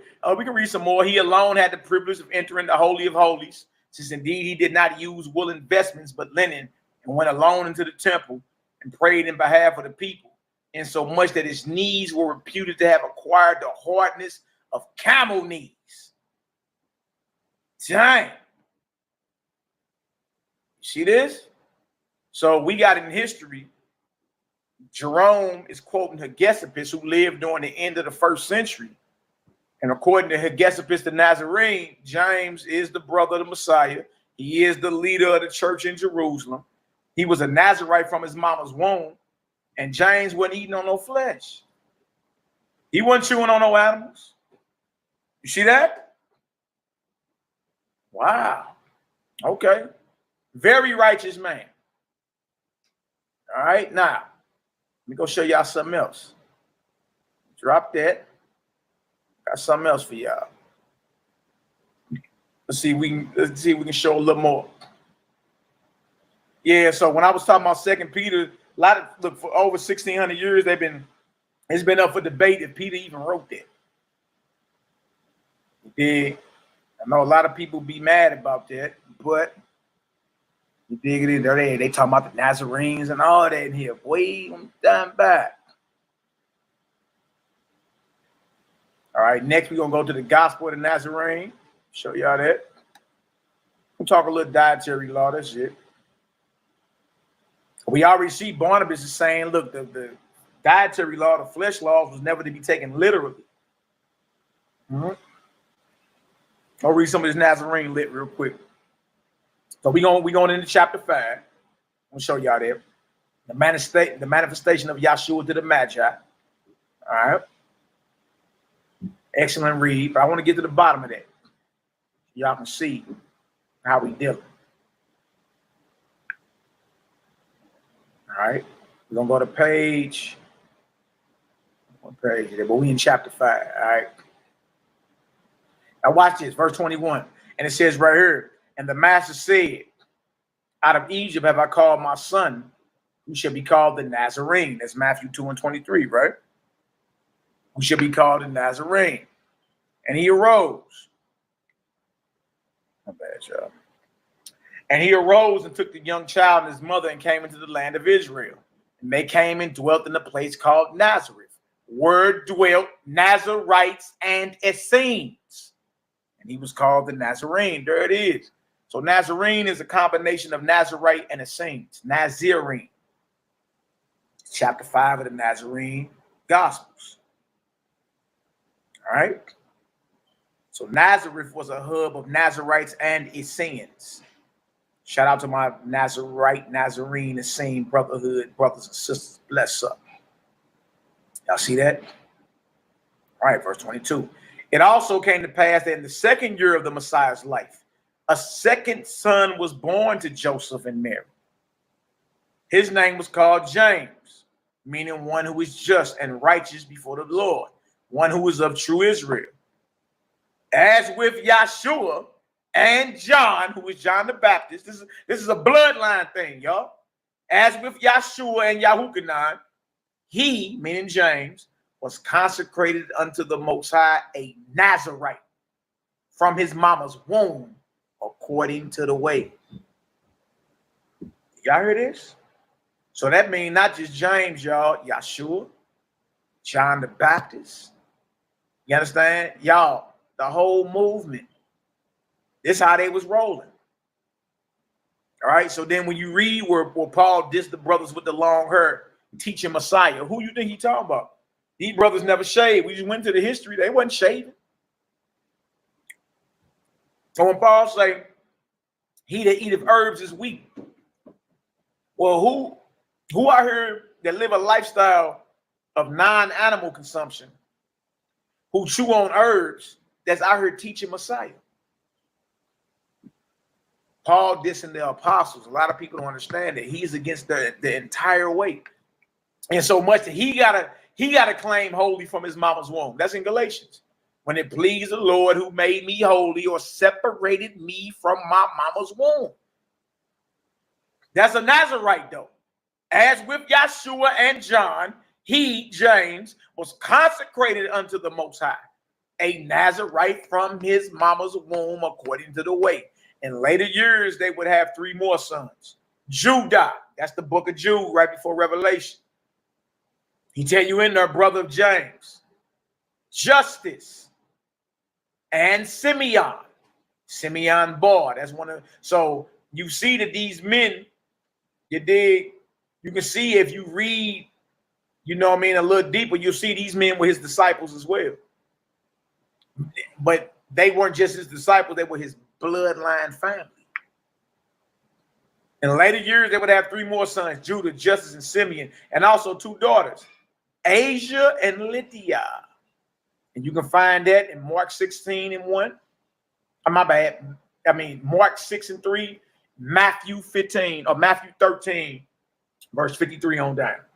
Galatians 1:19, Paul admits that James is the Messiah's brother. All right, but based off the Nazarene and scene literature, Messiah, master teacher Messiah, his brother James, his cousin John, all these brothers were consecrated from the womb. They followed the way. They didn't shave, they didn't eat flesh. Even Barnabas tell you, we break it down how it was intended to be broke down. The master taught us that all that was just spiritual. He was showing you what type of people not to be around or what type of people to be around.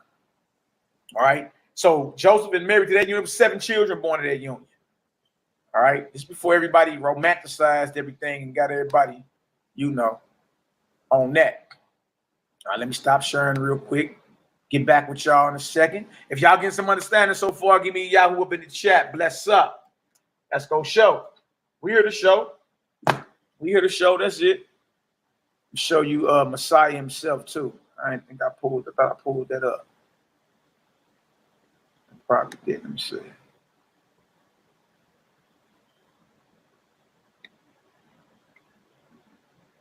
Give me Yahoo up in the chat. Y'all here with the bad time. God bless. Okay, bye. I got another one for y'all. Hold on. Ain't that one? Ain't that one?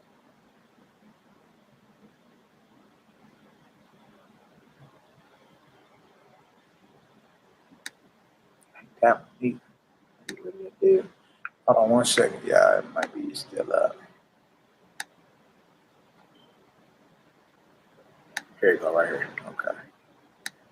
Pull that deal up. We good? We good. I see my brother Mikael, the battle axe in this deal. What up? Blessing to the family. To the family, I said shalom, brother. Abundant blessings. Believe that, know that. All right, we get some understanding. Yeah, the dietary physical laws was never to be taken physical. It was about what kind of people you supposed to be around and what kind of people you not to join yourself to. It just so happened that the epistles of Barnabas is in the oldest existing New Testament on record today, and it's called Codex Sinaiticus. All right, it was removed out of your Bible, along with the Shepherd of Hermas and other books. Fourth Maccabees. What you have today is something that was agreed upon by Roman rulers, Roman authority, because that goes against the agenda of Rome. Now, we ain't killing no animals no more. You dig? All right, let me show y'all this too. Show y'all that. When the Messiah. Is that it? Let's get her done. Let's put a homily there. All right, give me a second. Show y'all this real quick. We ain't here to play with nobody about nothing. You dig? I got that, Get that out the way. That one, you seen that one. Okay. Share this with y'all. Easy work. We ain't here to play no games. Easy work. Let me share this. We're gonna go to chapter 2 of that same Nazarene gospel. Show y'all that. People ready to spill their coffee over all this. All right, so we're gonna go to chapter 2, the Immaculate Conception of Yahshua the Nazarene. According to this, it ain't what you think it is. But look at this. This is what Mary was told. This is what she was told. All right. While she pregnant with Yahshua, this is what she was commanded. Right here. Now my fingers right there. Y'all don't be joning. Look. It says, therefore, this is when she pregnant with Yahshua. It says, therefore, you shall keep your covenant. Therefore, you shall keep your covenant to eat no flesh. Now, you mean to tell me the mother of Messiah, she was Nazarite as well. Nazarene as well. The whole movement, whatever I'm trying to get everybody to see, his mama was even told this. Therefore, you shall keep your covenant to eat no flesh, nor drink strong drink, for this child, talking about Yahshua, shall be filled with the great spirit, consecrated to the Most High, a Nazarite from his mother's womb. And neither flesh nor strong drink shall he take, nor shall a razor touch his head. Look at this, y'all.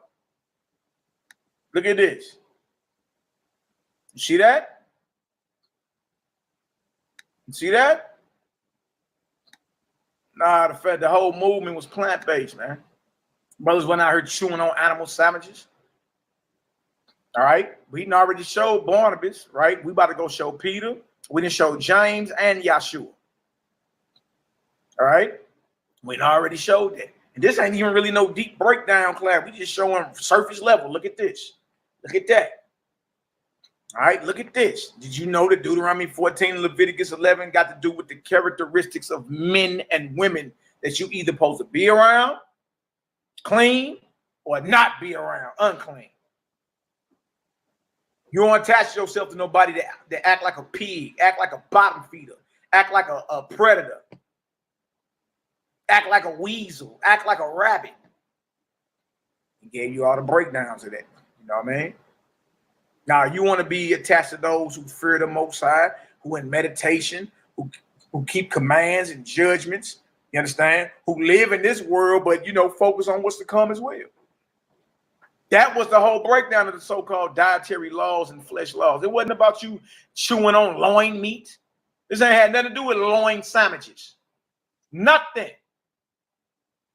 And we showing that even through the church fathers who strongly disagree with the movement, they even admitting, hey, yeah, that was, according to that, James, that was plant-based. And that's Messiah's brother. So you think, oh, it was just him that was plant-based. The rest of them was eating McDonald's sandwiches every day. The rest of them was eating lamb chops every day. It was just James that was no, the whole movement, the whole family. You understand? Why you think them Herodians was at these bros like that? Why you think these Edomites, the Herodians, who were tax collectors for the Roman Empire, why you think Rome went so hard? Here come Paul of Tarsus, like, oh yeah, meat's for the belly and belly for the meats, whatever. Eat whatever sold at the grocery store. Stop asking me questions for conscience sake. Whoever these men are, it makes no difference to me. The Most High respects no man person. I won't be in subjection to them for 1 hour. Castrate them, curse them. I ain't learned this from them. Peter lived like a heathen. Barnabas was carried away with his hypocrisy. That's your boy Paul.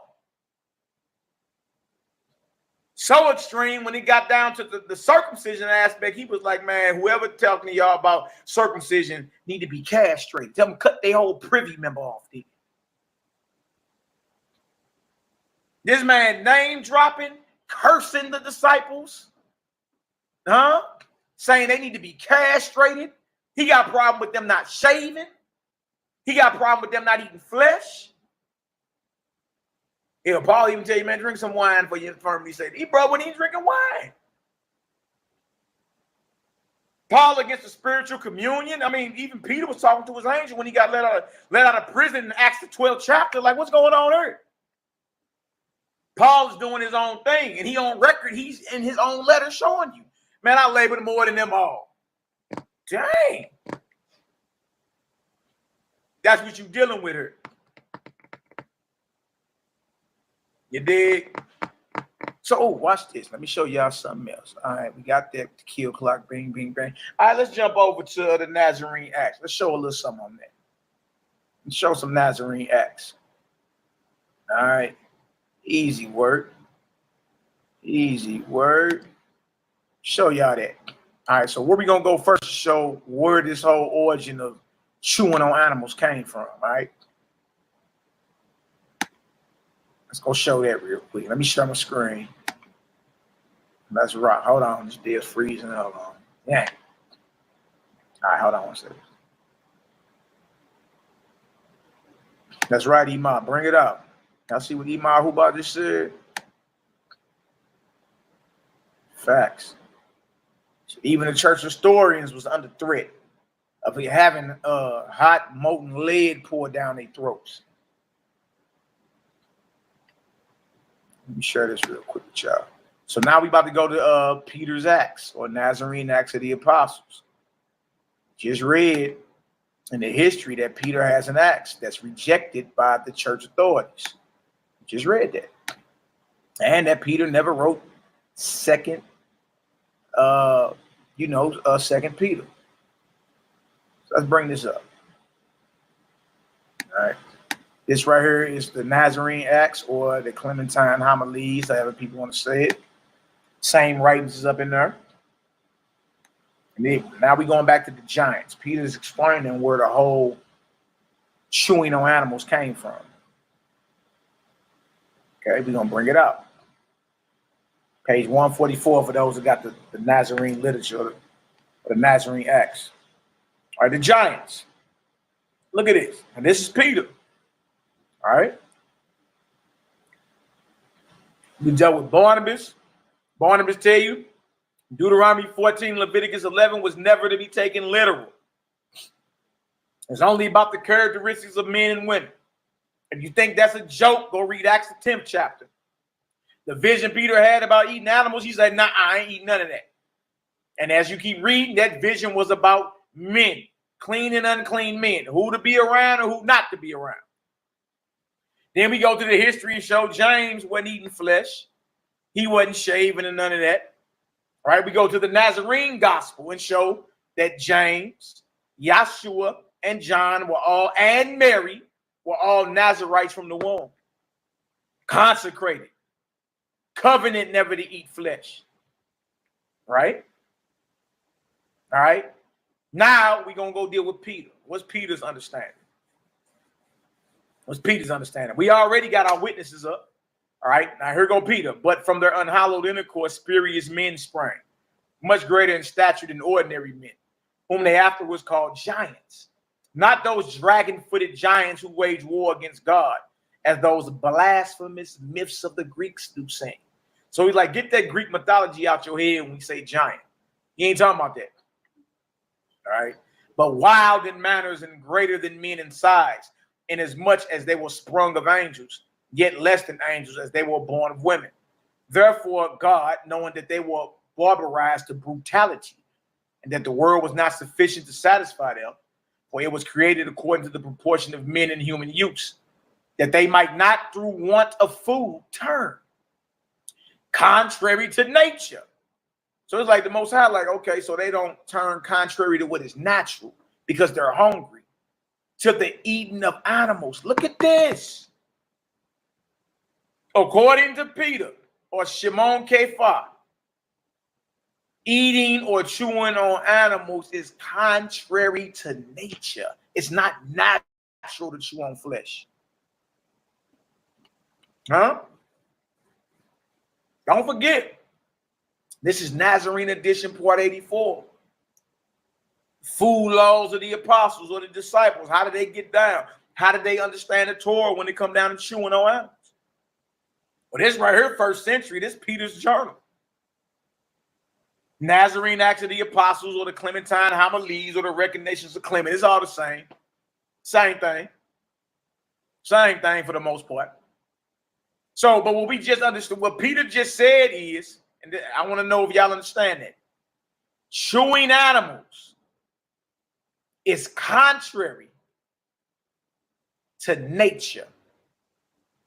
If you understand that's what Peter just said, give me a 9 up in the chat. Bless up. We ain't trying to lose nobody. Bless up. He just said it. He say that they might not, through talking about the giants, that they might not, through want of food, turn contrary to nature to the eating of animals, and yet seem to be blameless as having venerated upon this through necessity. What about this? The Almighty rained manna upon them. Talking about the giants. So Israel was not, according to what Peter is teaching, Israel was not the first to receive angels' food or manna from the heavens. The Most High didn't even want the giants to be chewing on no flesh either. So he gave them manna. So they wouldn't go contrary to nature and start chewing on animals. Gave you manna.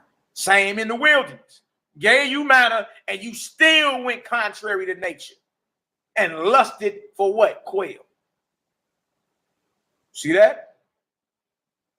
We used to brag, man. I'm eating, nigga, I eat chicken because children of Israel was eating quail in the wilderness, bro. That wasn't no good look. Thousands of us died behind that. Thousands.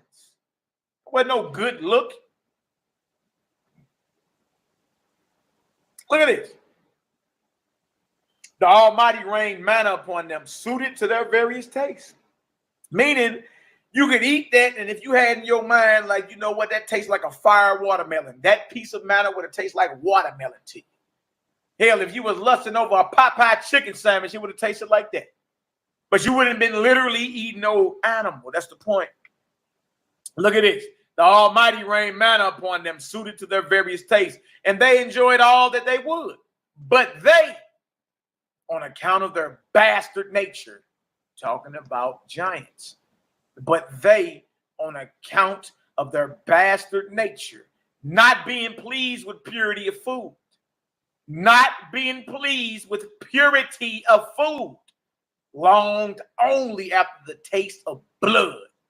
Wherefore, they first tasted flesh. You learned about chewing on animal sandwiches, y'all, according to this from Giants.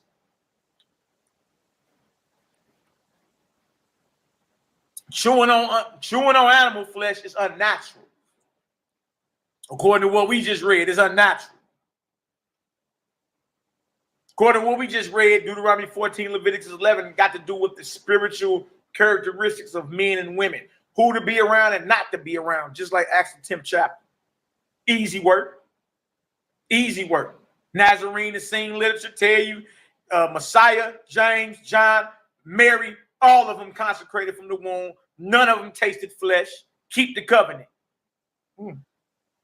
Then we got Peter, a student, one of the top apostles, telling you that, look, chewing on animals is contrary to nature. The first ones to chew on animals were the giants because they were bastards in nature. You see this? We ain't making none of this up. Now look at what cannibalism comes. Cannibalism. It says, and the men who were with them, and the men who were with them there for the first time were eager to do the like. You learn that from them. Men learn chewing on animals. Men learn the evil that we just saw in the documentary that when we started this video. All that, you learn that from the giants. That's according to this. I don't think our people really know because, look, their shelf game ain't deep enough. You ain't really studied this thing. You only studied it from a certain perspective, and that's Rome's perspective. You ain't looked at it from every perspective. All right, and the men who were with them there for the first time were eager to do the like. Thus, although we are born neither good nor bad, we become one or the other. You heard that? And having formed habits, we are with difficulty drawn from them. Yeah, you either gonna become good or bad. You ain't born either, but you gonna become one. And once habits are formed, it's hard to draw away from that. And every man and woman has vices. Every man, woman, and child has vices. Believe that, or habits. All right? Don't let them dominate you. But when irrational animals fell short, meaning they ate so many animals, y'all, you dig, the animals about went extinct. But when irrational animals fell short, these bastard men tasted also human flesh. Really? Really? For it was not a long step to the consumption of flesh like their own, having first tasted it in other forms. Wow. I heard that. That's saying cannibalism is the next step. Once you start chewing on animals, you might as well be a cannibal. Because when they go down, that's what's going to be happening. All right. And then, believe it or not, y'all, that's one of the main reasons the flood came. And one of the main reasons, you understand, the air is impure. Chewing on animals and bloodshed. That's why. I know you don't want to hear it. You dig? The flood. But by the shedding of much blood, the pure air being defiled with impure vapor and sickening those who breathed it, rendered them liable to diseases. You see this? Now you wonder why all these plagues are in the earth. You wonder why all these plagues is in the earth. Think about it. I just showed y'all the 2022 animal kill clock. Over 30 billion in counting since January. But by the shedding of much blood, the pure air being defiled with impure vapor and sickening those who breathed it, rendered them liable to diseases. Oh, can we say the coronavirus? The Wuhan virus? Look at that. So that thenceforth men died prematurely. But the earth being by these means greatly defiled. These first 10 were poison, darting, and deadly creatures. All things, therefore, going from bad to worse. All things going from bad to worse on account of these brutal demons. Most High wished to cast them away like an evil leaven, lest each generation from a wicked seed, being like to that before it and equally impious, should empty the world to come save men. For this purpose, having warned a certain righteous man with his 3 sons, together with their wives and their children, to save themselves in an ark, he sent a deluge of water, that all being destroyed, the purified world might be handed over to him who was saved in the ark in order to a second beginning of life. And thus it came to pass. Then he goes to the law of survivors and deceased giants. But the whole point in going here was to show y'all that the chewing on animal flesh, y'all, is unnatural. All right. And that's really, believe it or not, what's bringing the diseases and what brought the flood. Now, my perspective on the flood ain't the same as everybody. I don't believe the flood happened 5,000 years ago. You understand? I believe it happened 24,000 years ago. And I believe that it started with the sinking of a continent in the Pacific Ocean. They call it today Lemuria, Mu. You heard the continent of Pan, but the evidence of it is the ring of fire. All you gotta do is Google the ring of fire and look at that ring of activity that's around the Pacific Ocean that touched every continent in the Pacific Ocean. And believe it or not, y'all, that's the proof that there is a sunken continent in the Pacific Ocean. I believe that's when the flood happened.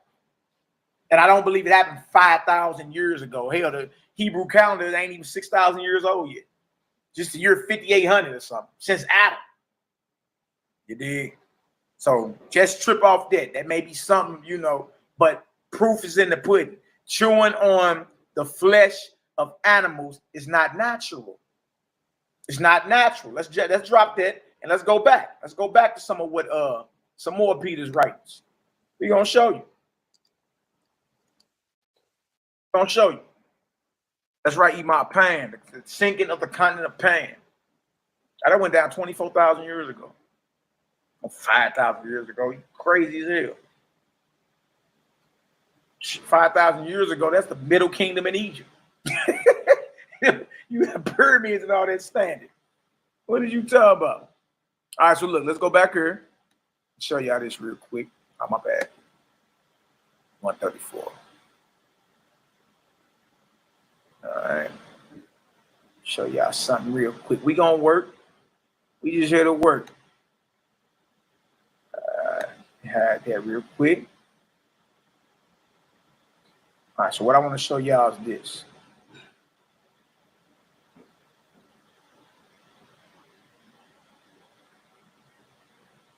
All right, so this is same Peter banging against this cat Simon Magus. Everywhere Simon go, he bring all type of, you know, and Peter got to come and clean him up, clean up his mess. So I want to show y'all this. All right, let me see. One more over.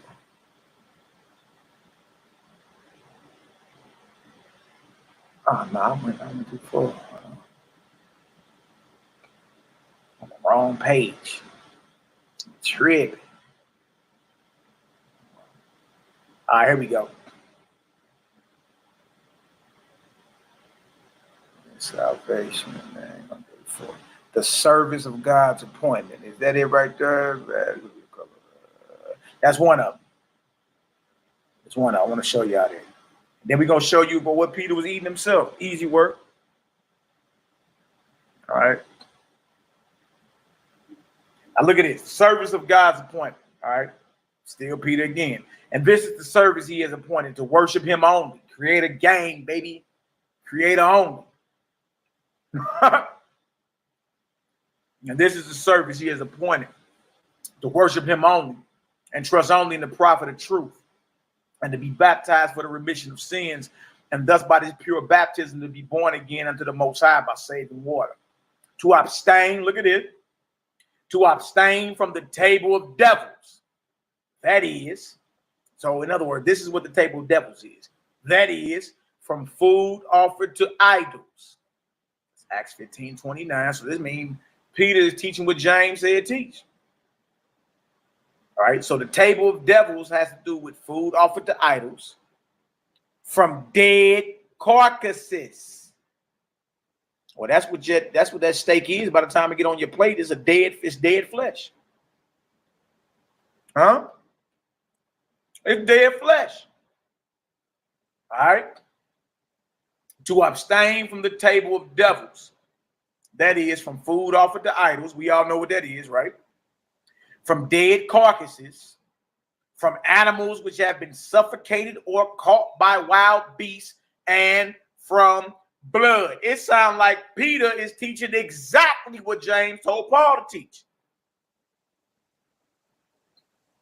So Paul can't come up with his own definition of what the table of the devil is. The table of the devil includes any and all foods offered to idols, any and all dead flesh, from animals which have been suffocated or caught by wild beasts, and from blood, not to live any longer impurely, to wash after intercourse. Absolutely. You naturally do that, don't you? You naturally do that with a towel. To wash after intercourse, that the woman on her part should keep the law of purification, that all should be sober-minded, given to good works. That's right. Refraining from wrongdoing, looking for eternal life from the all-powerful Creator, asking with prayer and continual supplication that they may win it. Such was Peter's counsel to the men of Sidon also. And in few days, many repented and believed and were healed. Before he healed him, he told him, look, you got to stop chewing on animals. Right? And then Peter would say a prayer. You dig? And the masses would be healed. But they had to accept the truth that you're not supposed to be chewing on animals. Stop chewing on animals. Right? Meanwhile, Simon Magus and Paul coming around saying you can eat whatever you want to eat. It don't matter. Peter like, nah, that ain't what we was taught. That ain't what we was commanded. Stay away from it. Those physical flesh laws ain't got nothing to do with you having a barbecue. It has everything to do with you staying away from unclean people. People who act like a pig, people who act like a vulture, people who act like a bottom feeder, and join yourself to those who in good works and righteousness serve the Creator. That's your clean flesh versus your unclean flesh. But it ain't got nothing to do with an animal sandwich. Nothing.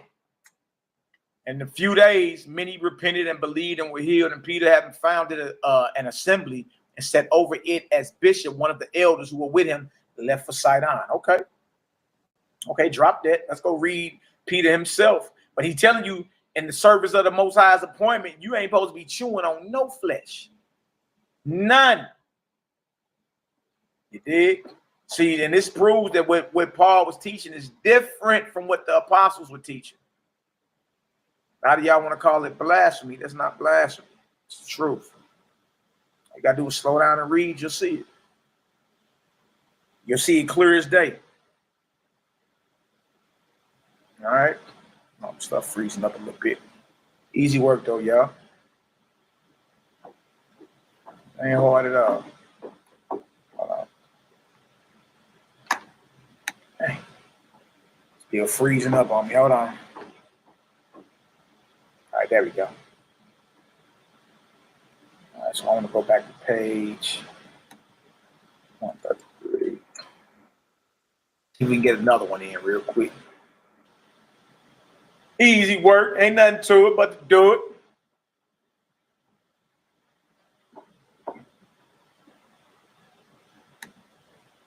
There you go. It's easy work. Yeah, I'll take one. Absolutely. That ain't what we looking for, player. Hold on, y'all. Page 133. I ain't coming up. All right, let's go down. All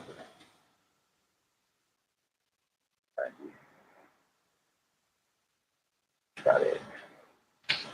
See what we working with here. Show y'all what Peter was talking about.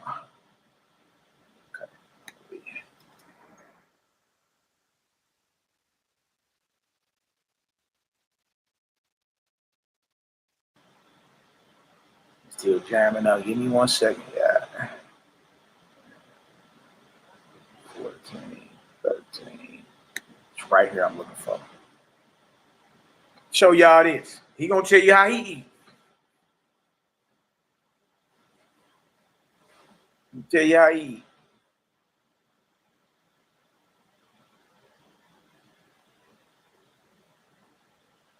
All right, we on page 194 if you got the Nazarene Acts.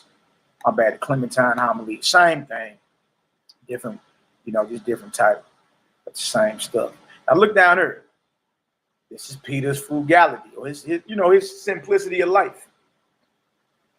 Look at this. He gonna tell you what he drink. Now, what it is, to give y'all context, Clement was feeling what Peter was on so much, he was like, man, look, let me be your student, man. Like what you doing out here is powerful. All right, it says, then Peter, hearing, smiled, said, what think you then, O Clement? Do you not think that you are placed by very necessity in the position of my servant? Question. For who else?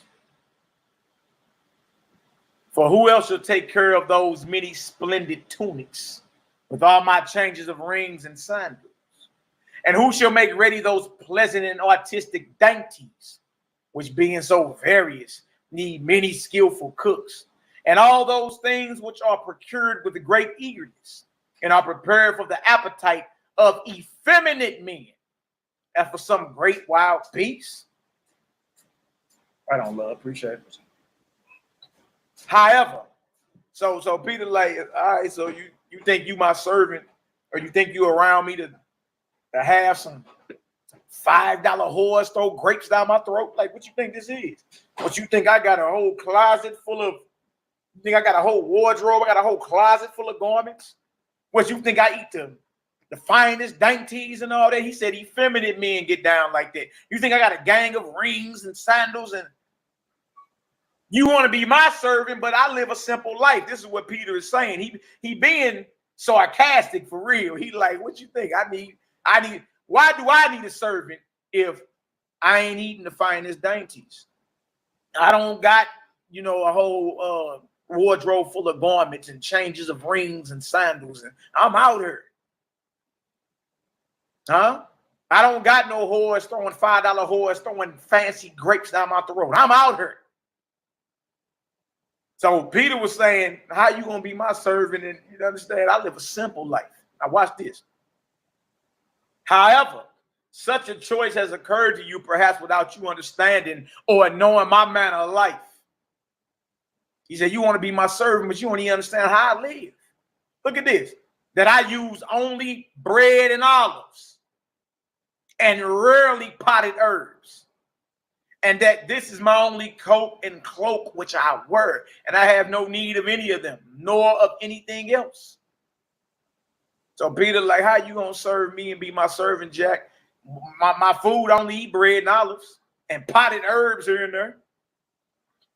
I only got the garment you see on my back. How you gonna serve me?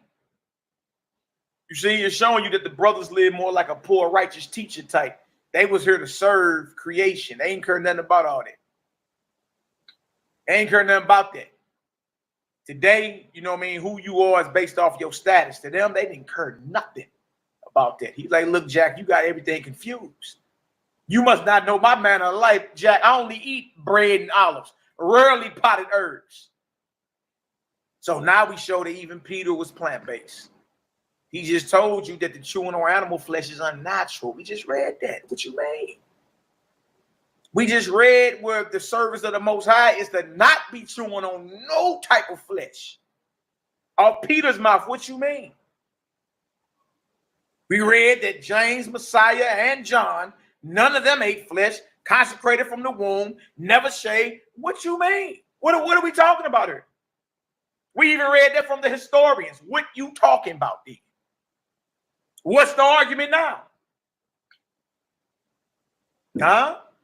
What had happened is our people have become slaves to their stomachs. It takes a strong brother and sister to discipline themselves, to smell all that, because I ain't gonna front and still smell fire, depending on who cooking. But you got to be disciplined. You understand? You don't want to make your body a graveyard out here, man. So Peter's saying, look, the way I live, I don't need no servant. My life is very simple. For even in these I abound. For my mind seeing all the eternal good things that are there regards none of the things that are here. He's like, man, I'm totally detached from here. I don't care nothing about it. I don't care nothing about it. However, I accept of your goodwill and I admire and commend you for that you, a man of refined habits, have so easily submitted your manner of living to your necessities. For we from our childhood, both I, Peter, and Andrew, my brother, who was also my brother as respects to the Most High, not only being brought up in the condition of orphans, but also accustomed to labor through poverty and misfortune. Peter, like, look, we used to being poor, like most of us are. Like, ain't nothing to us. It's something new. Look, this is another day at the office for us. No, Clement, your family probably commit suicide if they live like us. But we get it out the mud, though. Huh? We get it out the mud, but also accustomed to labor through poverty and misfortune, easily bear the discomforts of our present journey. Peter, like, this is easy work. Easy work. You know how we was raised? You know how we had to get down just to eat? Man, please, this is nothing. So salute all the brothers and sisters that may have had challenges in their life. It ain't did nothing but make you stronger. All right.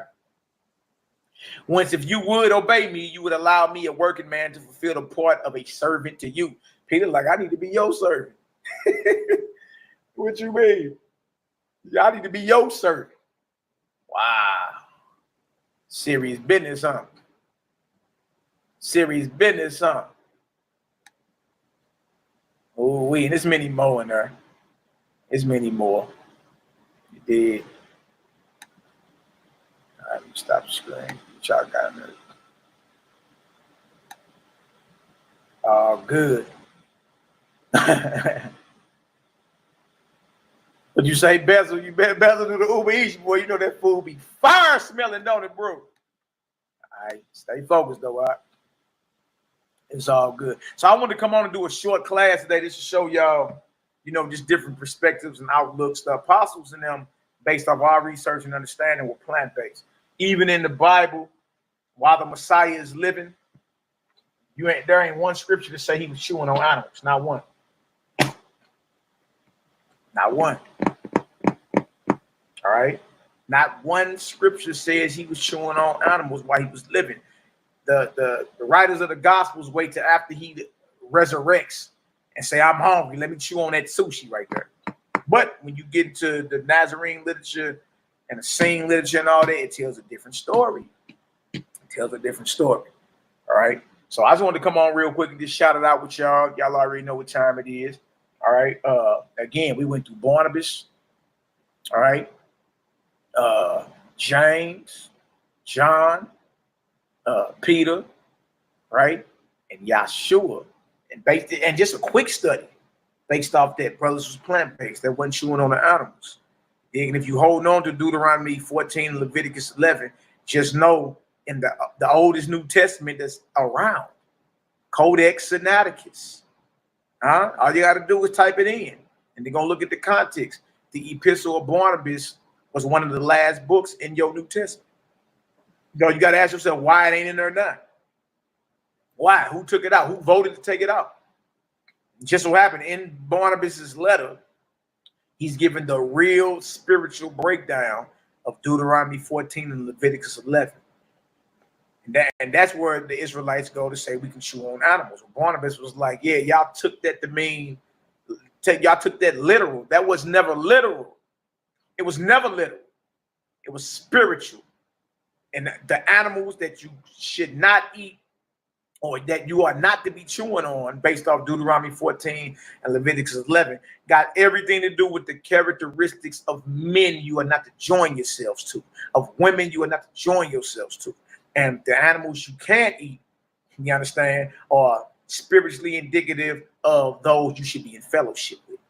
It has nothing to do with chewing on animals, period. It had nothing to do with no animal sandwich. At all.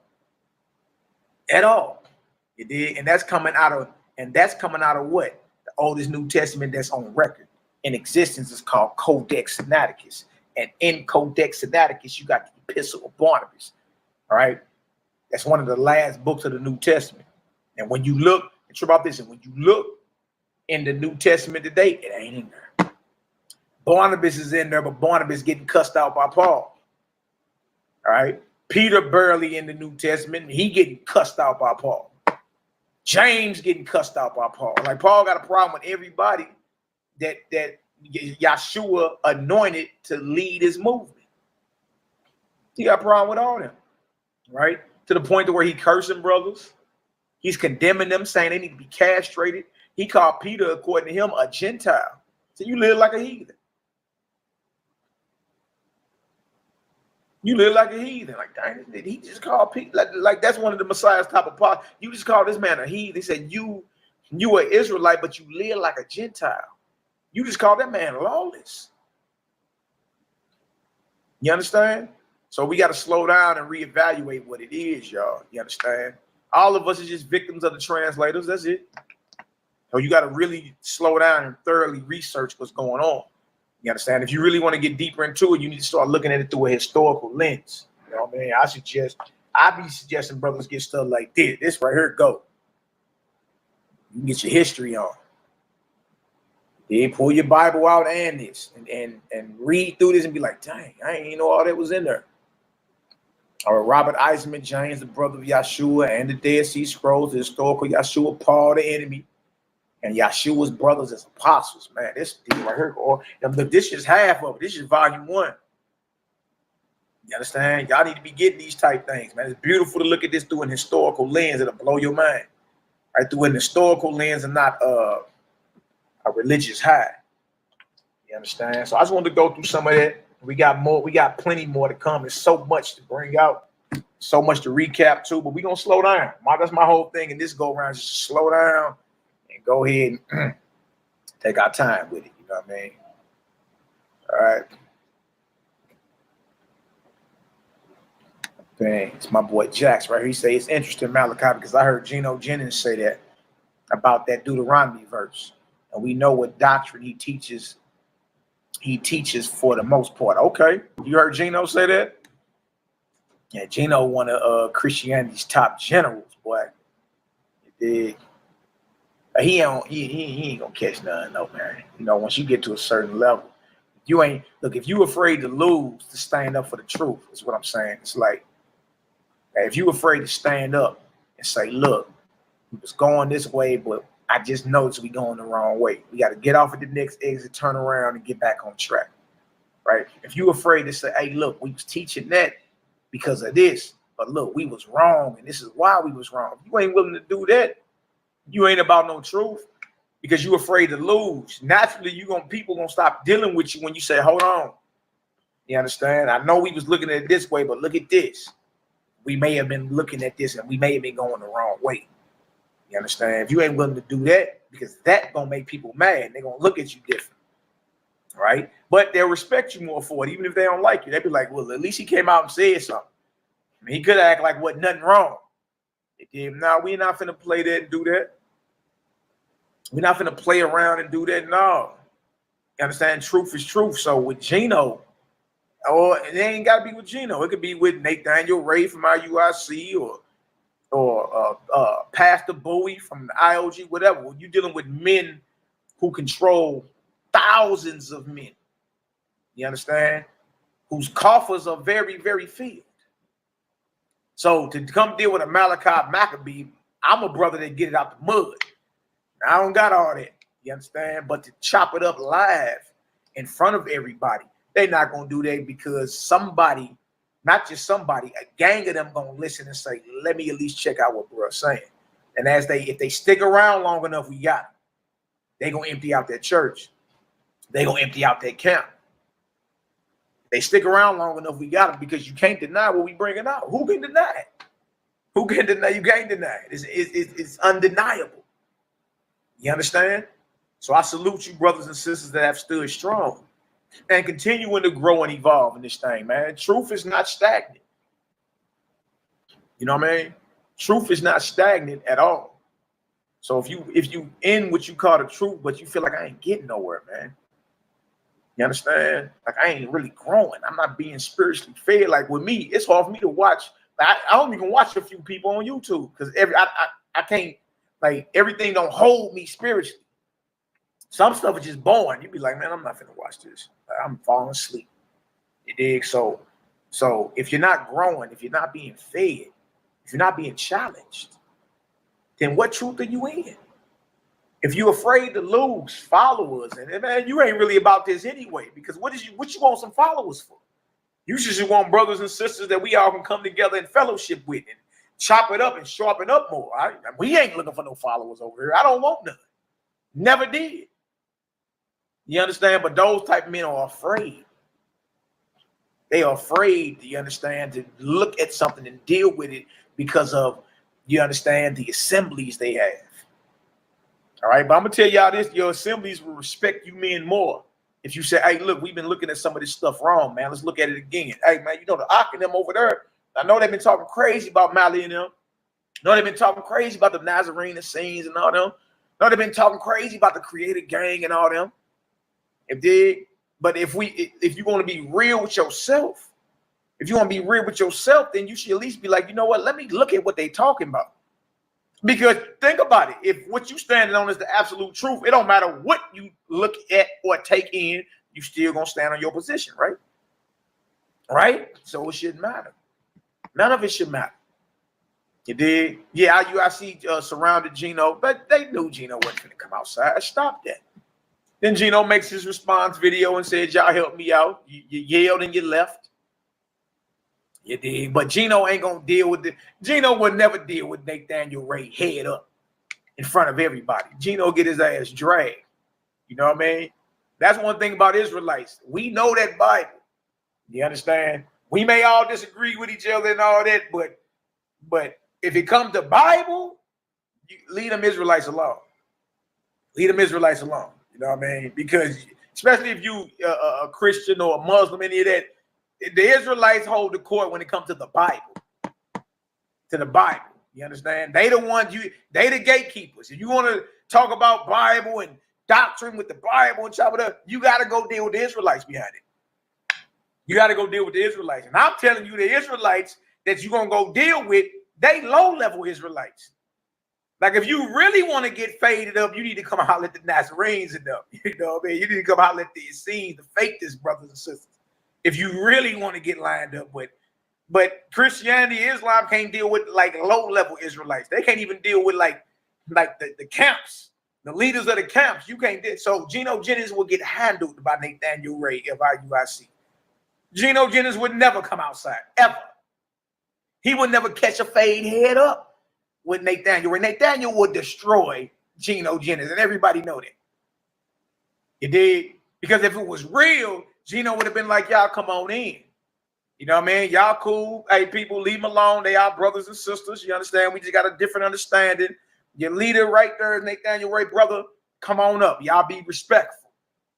Y'all be anybody being disrespectful to the brother, the elder, the bishop, y'all getting shut down. Do not disrespect this man. Brother, come on up. If he was real, he'd have did that. I done did that before. Hey, come on up. Let's chop it up. Jump on in the ring. You did. You see, so Geno would never do nothing like that. I think everybody knows that. Geno can't handle the youngest Israelite that just started his own camp. Geno can't handle him. Israelites know the Bible. That's just one thing about it. You understand? We just disagree with each other so much. We swing swords with each other. But those are all low-level Israelites, though. If you want to deal with the elite in Israel, you got to come deal with the Nazarenes and them. Got to. You got to come deal with the Essenes and them. That's who got it. That's who got it. That's the vibration. Yahshua, his brothers, disciples, all of them was up under that vibration. You know what I mean? So Geno would have never came out. I think Nathaniel Ray knew that. But IUIC is blitzing all churches right now. All summer, they just blitzing churches. So yeah, all right, well, you know. So both movements are getting noticed. I think, you know, Nathaniel and them more because they outside with it. Like, they come surround you. It was good. Let's get it. You know what I mean? So, yeah, I seen that, but, you know, nonetheless, both of y'all will get handled over this way. How about that? How about that? Both, but you camp Negroes, you congregation Negroes, you Christianity church, all y'all will get handled over here. Just to keep it real with you. All right, I'm just gonna keep it real with you. You get handled, you get scraped over here because what you think you know about the Bible, you don't know. That's just a fact. All right. So we all good thus far. I just want to come on real quick, chop it up with the fam. Much love, peace, love, light, healing, and balance to you brothers and sisters. You know, go back through, study, check it out, and understand. You know, we'll never stop. As long as the Most High got breath in our body, we're going to keep it moving. You understand? And we're going to bless our enemies. We're even going to bless our friends. We're going to pray for our enemies. We're going to pray for our friends. Shout out to all the haters, jaw jackers, and naysayers. We love y'all too. This is a good thing to have enemies. All right? It's a good thing to have enemies. That means you're on your job. And it keep you more on your toes too, because you know it's somebody else out there trying to critique you. It's going to hold you, trying to judge you, going to try to embarrass you. You understand? So all praise and glory now to the Most High. Let's say us a prayer and get up out of here, man. Yeah, all praises. Right here, she said, so grateful for these teachings. The Dominion documentary was what really hit me hard when you first brought it out last year. I quit eating flesh that very day. All praises to the Most High Creator. That's right. So you never know what you're doing out here, man, and who you and who you affecting. You digging? For y'all don't know, y'all been at war the past year. Like, running their mouth and all that. We just kept going. Kept me still teaching. And it's many testimonies like what you just saw on the screen. Like when you brought that out, when y'all started teaching it and y'all stood on it, it convicted me so much I stopped chewing on animals. That's right. That's right, man. That's right. You feel a lot better. Your body ain't in the graveyard anymore. Body ain't in the graveyard anymore. I used to look. I just turned 40. I used to swell up. I used to swell up around my joints and all that, feet. You dig? Used to lose my voice, my hands all cramped, like all type of stuff.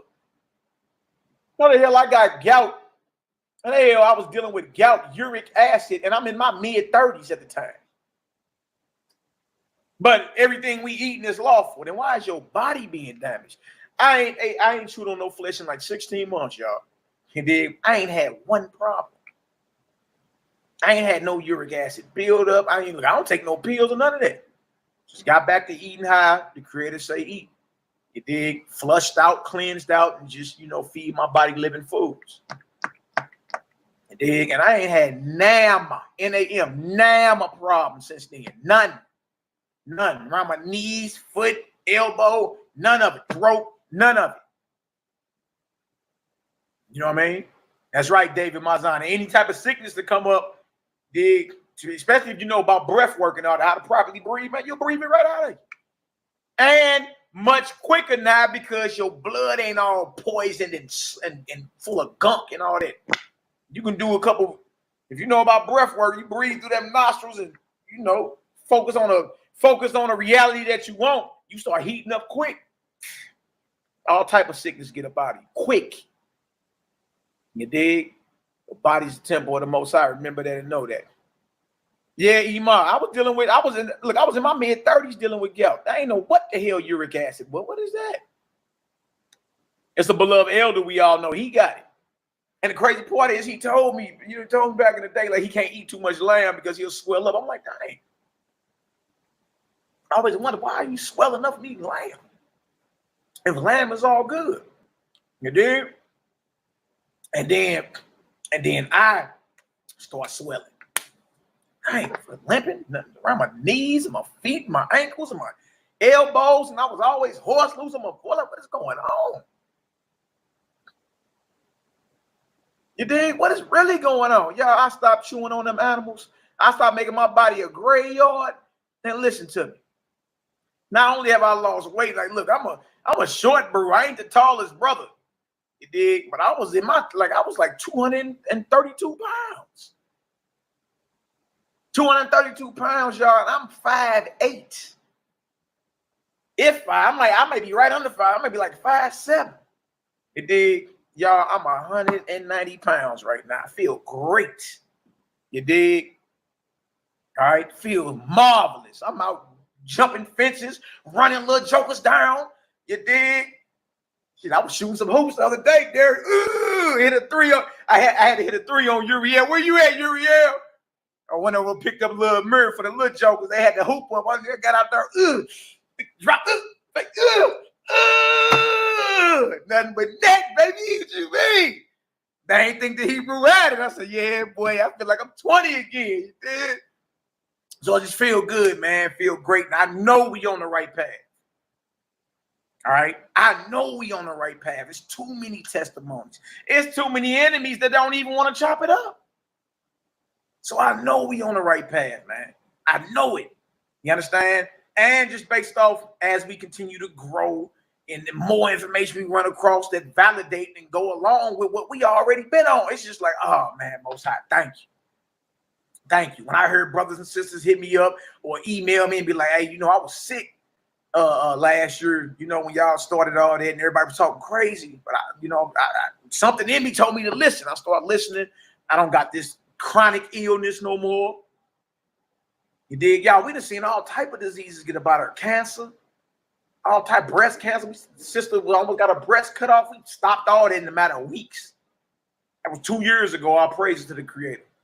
You did put some powerful prayers over the sister and changed her diet. She went back to the doctor in 2 weeks, no cancer found. Breast cancer.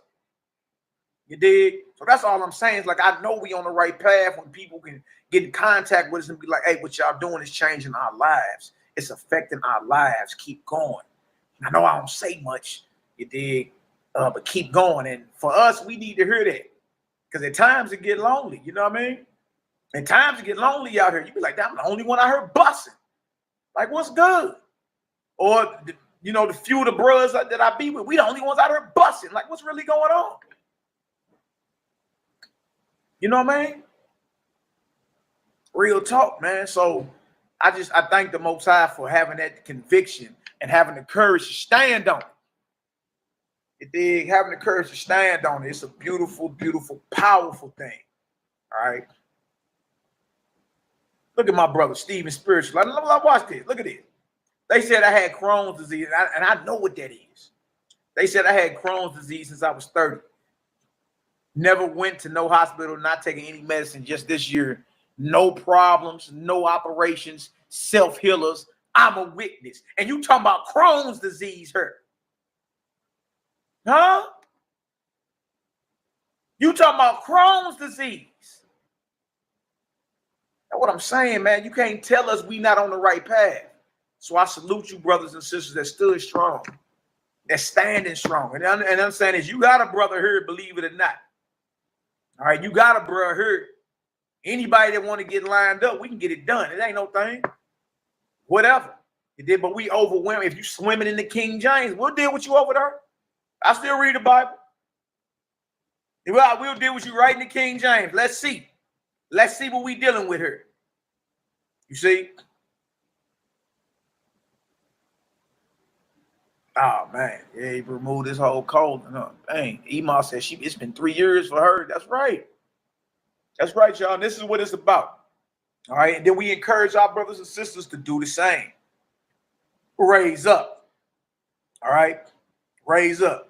All praise and glory now to the Most High. Let's just say it's a prayer and get up out of here. Y'all bless. I'm pretty sure y'all can still hear me. All right. We're gonna do the ironic blessing. The blessing of the Creator. We have to create to be with us all. Power of your power, strength of your strength, wisdom of your wisdom, oh Father, Creator. Believe that. We invoke protection, we invoke healing. We have dedicated our lives, our mind, our body, our spirits completely over to the Most High. We address ourselves only to the true and living power. All right, the Creator. That's it. All right, and follow the teachings of our master teacher, Yahshua the Messiah. Easy work. All right. All right. It says right here, may the Creator bless you and keep you. Yahweh make his face shine upon you and be gracious unto you. Yahweh lift up his countenance upon thee and give thee peace. All right. So in Hebrew, it's Yabarakah, Yahweh, Veish Merikah. All right.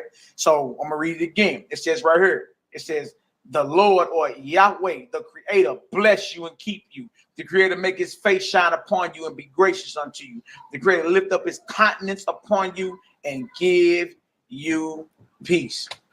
All right. In Hebrew, Yabarikah. Yabarikah Yahweh Veish Merikah Yahweh Panah Elika Vikuneka Yahweh